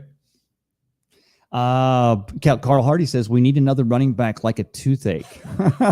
You know what? I kind of agree with you, but it does make sense, Ray and Carl, honestly, because, if you have 2 running backs that are going to be free agents next year, how do you sign them both? Ray, go ahead. William Justice says 5 quarterbacks in the first round. 5 quarterbacks 1 through 5, which I think that's completely outrageous. But what if it's the top 10 positions are all offense? It's the first time in my lifetime I've ever seen that. That's true. And I'm going to tell you right now, one of those quarterbacks get an Aaron Rodgers pulled to them. They're dropping. Oh, that's why. And I'll be surprised to see who does. Of course, Trevor Lawrence. Some of those guys are already announcing they're not going to be in Cleveland there this year for the draft. They're going to stay at home and do this. because they still have the pandemic on their side. They can still say, we're doing it to be safe, socially distanced. We're staying at home with family, and they deserve the right to, because who wants to be in that green room like Aaron Rodgers? Remember how they were going to him after every pick. Like this, right? Another pick. Yeah. By the end of the thing, the poor guy. After every pick it was. Yeah. I mean, you literally felt so, and you coming out of the Ted horrible. Tedford system out of Cal, you knew this kid had some talent, but then another quarterback that came from a Ted Tedford system out of Fresno State would have been one Mr. Trent Dilfer. I'm not going to go there. Let me tell you something. I like Trent Dilfer when he was at Fresno State. You guys can say whatever you want with him. Oh, I liked him. Let me tell you something. The mullet. Baltimore does not win that Super Bowl without Trent Dilfer, and everybody can say how Baltimore's defense won it. You are correct. But if Trent Dilfer isn't under center, they don't get there. Oh, no. And Trent Dilfer deserved to be. He made some phenomenal throws, but we're not going down. But I could go back and look at every second of film of his entire career, and I'll tell you to this day, he could not throw a screen pass to save his life. No, he had Bob Avellini disease. For those of you that don't know who Bob Avellini is, that's true. Bob Avellini, the old Bears quarterback from the 70s. He could throw it. When I was a kid, I watched him throw from goalpost to goalpost. Wow. No kidding. But he couldn't hit his goalpost. No, he could hit anybody. But the problem was he knocked you over if you're within 20 yards. You couldn't. The balls were just. I mean, you couldn't catch it. They just went through your hands. Yeah. It's like 20 below zero, and the guy's throwing darts at you. Wow. Okay. Smilegate. Chiefs traded up and sat Mahomes. Ravens traded up and drafted Lamar and sat him under Flacco. Teams do that all the time. I agree. Yeah. Gary Ivick. How you doing, Gary? Every quarterback after Trevor Lawrence is a huge gamble. Zach Wilson stock rose after the pro day. Mac Jones wasn't a top 10 pick until a month ago. No way he goes number 3. Gary, for the first time, I think I'm going to agree with you. And I have a bet with the great Mr. Peter Blake on a really nice steak dinner. If he pays, because you and I both know he's not going. Wait, if Pete's buying you a steak dinner, you're going to Ponderosa. I don't think there's Ponderosa anymore. Pete knows I don't play Ponderosa. Smilegate. That's Bonanza. Smilegate says Kyle already screwed up by drafting Solomon Thomas instead of Mahomes and Watson. No way he's gonna pass on Fields, Lance, Mac Jones is a smokescreen, and of course Zach Wilson. You know what? Hold on, we got to go back over here. When they drafted Solomon Thomas, that's when they fleeced the Chicago Bears to move up one spot so that the Bears could draft. Mitchell Trubisky. They intended on drafting Solomon Thomas. They had no intentions on drafting a quarterback. None. Mitchell, Patrick Mahomes, nor Deshaun Watson. Well, and you talk about, again, Mitch Trubisky, what he did at North Carolina State, coming out of a junior college program, North Carolina, I'm sorry, with the Tar Heels, right? Yeah. But a body of work. And then you look at the body of work that Dwayne Haskins had, 20 starts at Ohio State, looked phenomenal. Of course, I still think it was a reach for the Washington football team to draft him the way they did. Zach Wilson was in a three-way battle to be the starting quarterback at BYU just last year. And then Justin Fields also, his body of work, great. I mean, the guy ends up winning the national championship. Listen, I'm not trying to pat myself on the back. I've been on this earth for 50 plus years. I've been watching football my entire life, and I handicap sports for many, many, many years. Yes. And the reason why I've been successful at gambling is because I can read defenses and I can read players. Right. Zach Wilson, I am going to announce right now, will probably be the best quarterback in this draft. He is not going to be as good as Steve Young. He's going to be somewhere between a McMahon and a Steve Young. That's how good this young man is. And I think that Urban Meyers and the Jacksonville Jaguars were painted into a corner with the number 1 overall pick. I think they would disenfranchise their fan base even more, even if they thought at this point that they could trade back, get some draft capital, and still put a good quarterback under center, or get a Zach Wilson instead of going after Trevor Lawrence. Instead, they're going to have a quarterback doing head and shoulder commercials for the next half decade. Smilegate says, FYI, did you know that Hollywood Brown has a 58% catch rate? He drops a lot of balls. I wouldn't be surprised if his fifth-year option is not picked up. And, of course, that was one of the reasons why Antonio Brown was also mentioned. It was a brief mention about him possibly going to the Ravens, where they were looking at him. And, maybe they're still out there. Troy Polamalu. King Troy, Trojan legend SC, loose cannons with a question mark. Troy Polamalu again. It's sports web or bust, my friend. Absolutely. I think Peter's going to love that. Otherwise known as AKA Spider. William Justice, is McCoy gone? He's not signed. Yeah, shady. Ray, this one's yours. Cornell Bumparte says, Cornell says, what's up? What's up, Peter?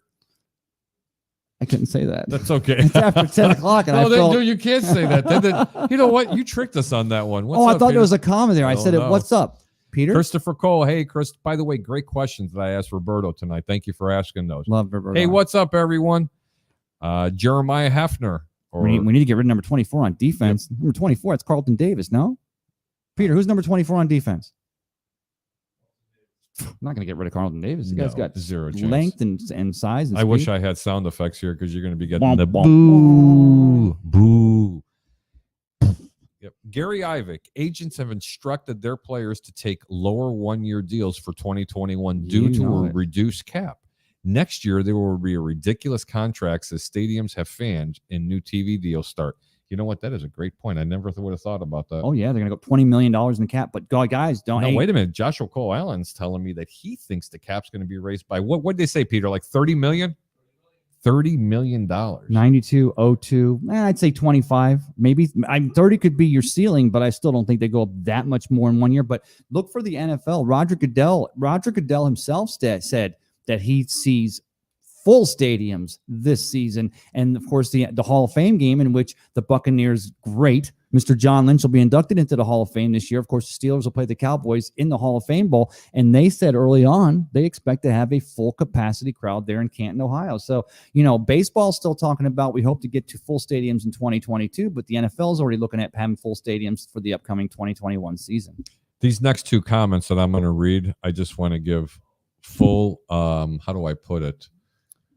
Let's just put it this way. I'm glad that Peter Blake's not going to be reading these two because it would be very, very bad. Everybody's entitled to their own opinion. That's why I do like these shows, but I don't have to agree with it. Carlton Davis from Jeremiah Hefner. We need to get rid of Carlton Davis. Why? Because he said he's a virus to our team. I don't see how that can be a virus to the team. This team just won the Super Bowl. I'm not even going to go there. I'm not even going to push on that narrative. Any comments, Ray? Wait, why are we talking about Carlton Davis? Did he get arrested for something? I have no idea. Who, me? No, not you. I barely had anything to drink. Not you. He's talking about I'm a little buzz. Hey, a little buzz. Just a little buzz. Troy Polamalu, King Troy, Trojan legend. Fitzgerald, ? I don't think Fitzgerald's going to be coming. I really don't. I don't think they actually even need him. William Justice, he just called Davis a lockdown. Okay. I think that he has the potential to be a lockdown. I think he showed glimpses of lockdown. I think that he has the he says he's getting burnt by too many players. So what? So by getting burned by too many players, how do you call that a cancer in a locker room? I don't get that. I just don't get it. I don't know where that's coming from, but maybe he's got an issue. Maybe they shop at the same Publix and he's got Troy a problem. Polamalu, King Troy, Trojan legend of SC. I only book Sports Web. Oh my God, here's my wife, and she's drinking a Miller Lite. There you go. Goodbye, honey. Oh, cheers. Jeremiah Hefner. Yeah, lockdown to our losses. All right. How about it, Ray? Jeremiah says Tampa Ray. I love Jeremiah. Hey, Jeremiah. How are you tonight, my friend? Jeremiah's pretty good guy. See, also, let me try another comment here. I'm going to try this name. Troy Polamalu at King Troy at Trojan Legend at SC. Come to FedEx, Ray. We'll pay you more. He's talking about my UPS. I'm Ray's agent. How much are you offering? Only when it absolutely positively has to be there overnight. Joshua Cole Allen says, do you guys watch the games? Davis is a stud shutdown. Oh, that's what he was talking about. Just multiple call him a wide receivers last year. Wide receivers last year and the year prior, including Thomas. And that was with a defense that wasn't, I don't want to say suspect, but it hadn't yet matured the way they got. And this last season with Devin White and not being healthy from the very get-go. And then when they get Vita Vea back, you saw Carlton Davis shining in the playoffs. So, I mean, I think that for us to even try to make an argument there, it's not even worth our time. Joshua Cole Allen again, also as a top 3 over the past 2 years in pass defended. You know what? He's so long. He plays long. I love it. The guy's like 6'2". William Justice, why they let Snell go? I've already answered that question. You know what? Let me just go ahead and say real quick because of exactly what Roberto Hernandez, of course, great job. I loved having Roberto, former Major League Baseball pitcher, friend of the show, but he's talking about pitchers that get in their own head. And Blake Snell talks about going back, of course, to Game 6 in the World Series last season. But when he goes out to the mound, he already sees pitchers in the bullpen warming up, and he's like, I already know he's going to pull me. Of course, we know that the analytics drive Major League Baseball these days, and he was referring to the fact that Kevin Cash was going to pull him like he did, because at third time through the rotation, Blake Snell had analytics that said that he started to struggle. Here's the thing. You can't do analytics all season and get to the World Series and all of a sudden a cat doesn't change its stripes. If he stays in the game and gives up the run, everybody questions Kevin Cash to why he didn't stay with the analytics, which got him there all season. And Blake Snell to say that he saw the bullpen warming up and he said, I already knew they were going to pull me. He's already in his own head. It still showed a sign of immaturity. We got a great return on the trade for Blake Snell. Let it be. I have a different opinion, but I would have to let it be. And by the way, when we're done with these comments, just for everybody being so patient. We're going to fight? No, we're going to fight. I hope not. Hey, sun's out, Ray. Guns out. You got to show them the guns. There you go. There's the guns. Which way's the beach, Ray? Oh, that way. Okay, the only thing I do, see, he's got muscles, I got money. Tonight, right before we get off the show, when we're done with this, I'm going to give you some picks for basketball. And basketball and baseball.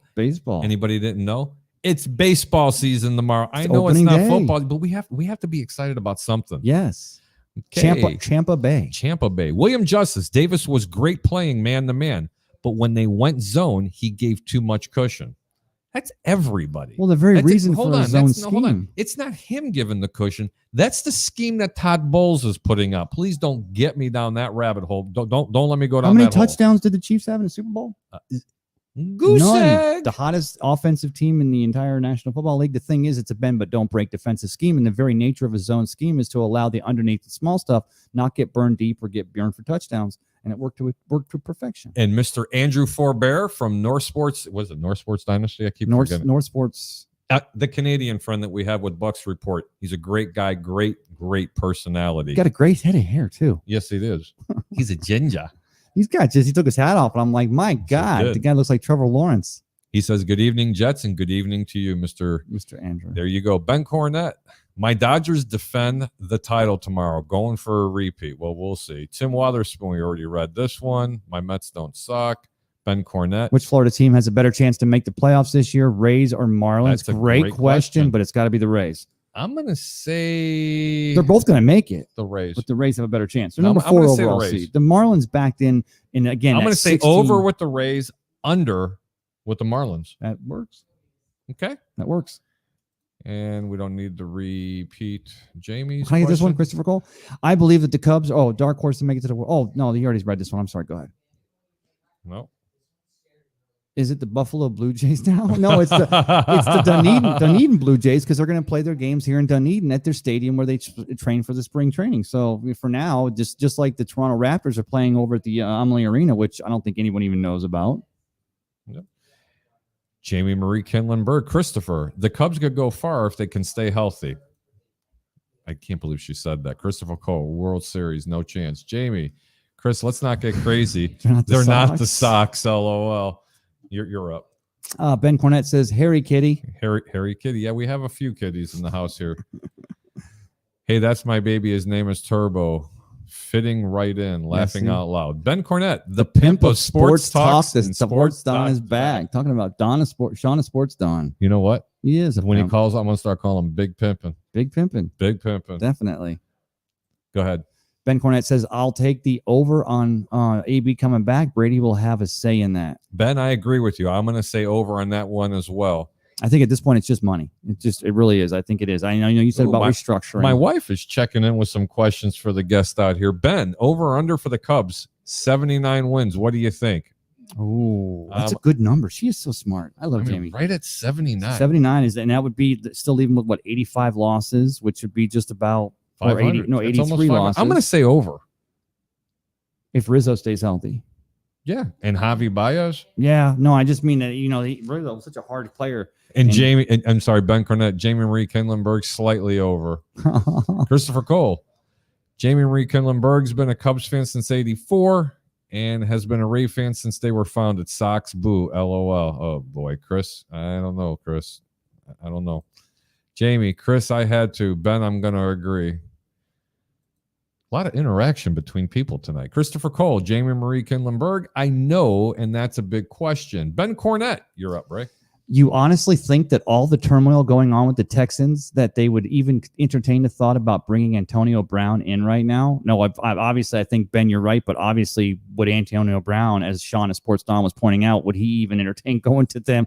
Even if the money was there, of course, they get rid of DeAndre Hopkins. They got the thing going on with Watson. J.J. Watt's now a Cardinal. So, yeah, it's a dumpster fire in Texas right now. We're in Houston. Yep. My wife's dropping the mic now. It says, I love you, babe. Without Tom Brady, he doesn't stay in his lane. Just my opinion. Okay, I'm going to put that one out. I stand to be corrected. I have to agree.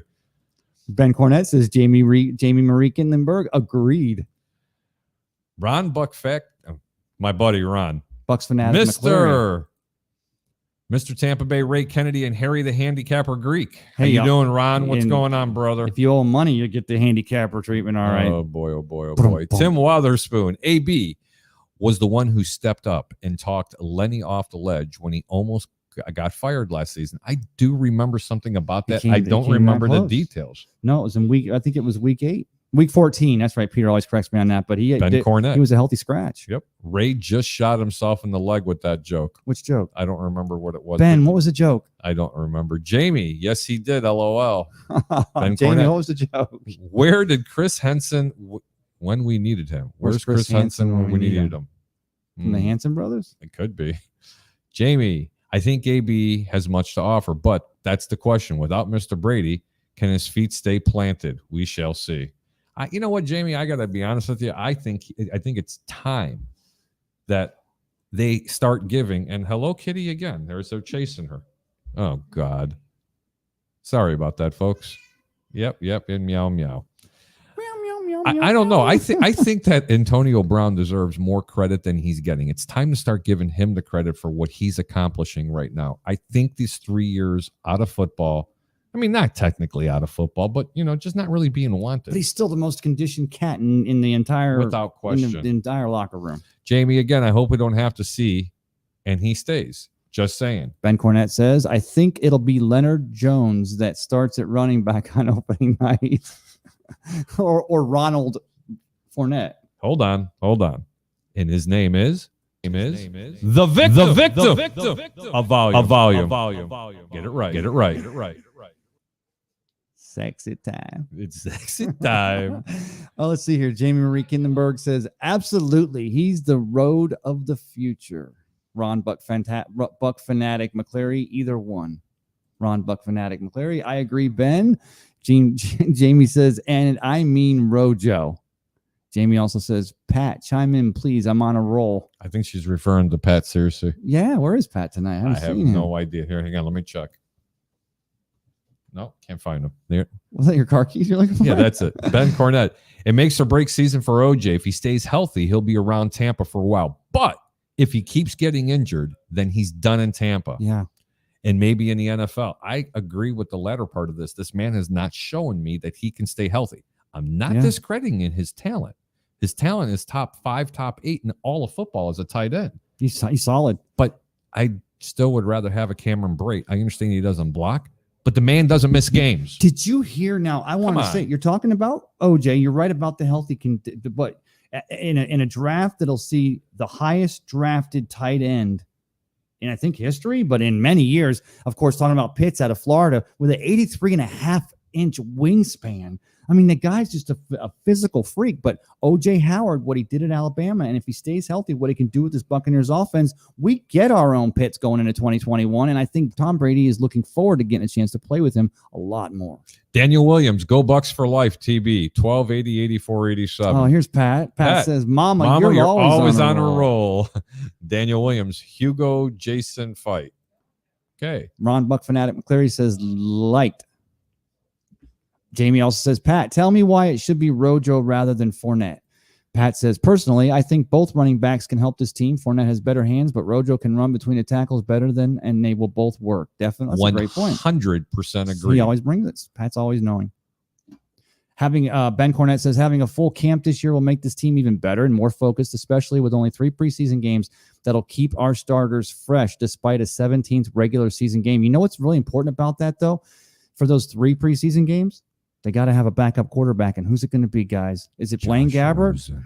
or is it Ryan Griffin? Josh Rosen. We saw Griff had Brady's back at the boat parade, and we know that he's been in his offense. But Griff has been a Buccaneer for 72 years. Blaine Gabbert, of course, has got like 19 years in that Bruce I'm going to Arians predict system. it now. They're going to carry 3 quarterbacks in this And those roster. are It's going to be 3? Tom Brady. One of their veterans is a backup, and they're drafting one this year, and they're going to let one of them go. And I tell you who they're going to draft. He's a quarterback. And I will tell you on my next show. No, I have no idea. I got a couple ideas. Ron Buck facts. I can't. Buck Ron. Fanatic. Did they go to 3 preseason games now? From what I understand, yes, they're adding the 17th. And this year, the AFC will be hosting all the NFC teams. Jamie Marie Kinlenberg, thanks for that. I didn't see it that way. Ben. Ron Buck Fanatic McCleary, yes. Okay. Ron Buck Fanatic says cool. Pat says, don't forget baseball starts tomorrow. Opening day, Rays and Miami. Baseball. Jamie says, so it's now an 18-game season, meaning 17 games played. I love it. My Sox. Go ahead. This is you. My Sox, Jamie, my Sox don't play till bedtime. Yeah, so I'll be watching the Mets early or laughing out loud. Ben Cornett, when the beer talks, the players will listen. Christopher Cole, there's a lot of goats on the Bucks. No, there's only one goat, Mr. Christopher Cole. If Dilfer doesn't get hurt in 99, do we win the Super Bowl? And I'm going to say no. Yeah, I mean, I'm going to say no. That Rams team was something special in the NFC. And I'm not trying to take anything away from my boy Sean King. Okay. No, Sean, if you're watching, no disrespect. I don't think you're beating that team. I think it was a collar. I just don't. I think it was his collarbone or his shoulder. Yep. But yeah, no, it's he lost that starting job to Sean King once or twice, just on trying to switch things up, which they were. Tony Dungy was trying to produce some offense to go with that phenomenal defense. And I mean, but don't forget, it did come down to the catch. That wasn't a catch. I'm going to leave this one up here for something from Ron McCleary. What is this guy talking about? Get rid of Carlton Davis with a question mark. I like the next one. Where'd that come from? That makes absolutely no sense. One of our best shutdown corners. Ron, very good point. I'm really glad the way you brought it. As I promised, and I'm going to start doing this, especially with so many things to handicap, let's talk Final Four. And I'm looking at your sheet. Okay, let's talk Final Four. And I'm just going to talk to the Final Four teams. Houston at Baylor. Baylor is a 5-point favorite, and 134 is the total. And Houston and Baylor was the number 1 seed. Houston was a 5, right? Yep. Were they a 5? Yeah. I think they were. Yeah. Who do you like? I got to go Baylor. I'm going to go Baylor. Lay the 5 points, and I'm going to tell you right now, play over the 134. That's a 2-team parlay. Make that by itself. I'm going to explain in a second. Yes. UCLA and Gonzaga. I said they're going to win by 15. You know what? I just looked at the line. It's only 14.5.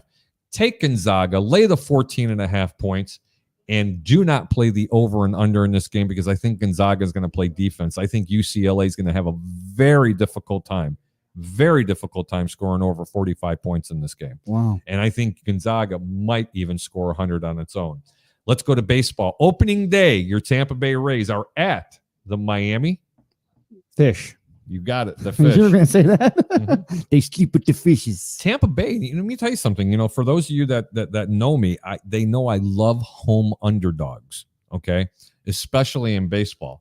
But it's the first game. It's the first week. A lot of funny things are going to happen. The Rays are a favorite. They're minus 145. That's not a significant favorite, but it's not like a pick 'em either.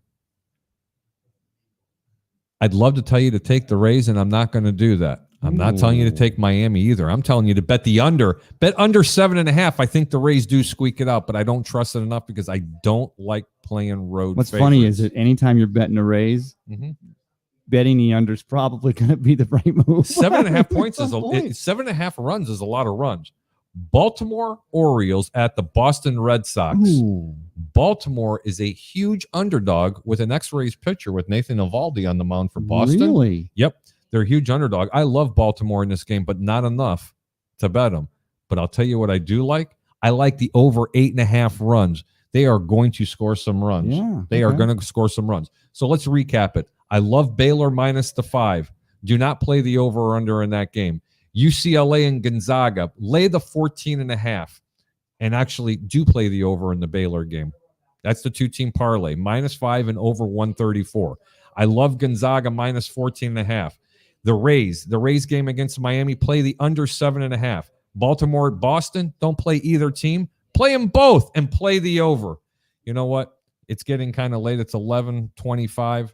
We've been on for about 2.5 hours. Ray, I know you got to be exhausted. No, but you got any parting thoughts? Yeah, I know.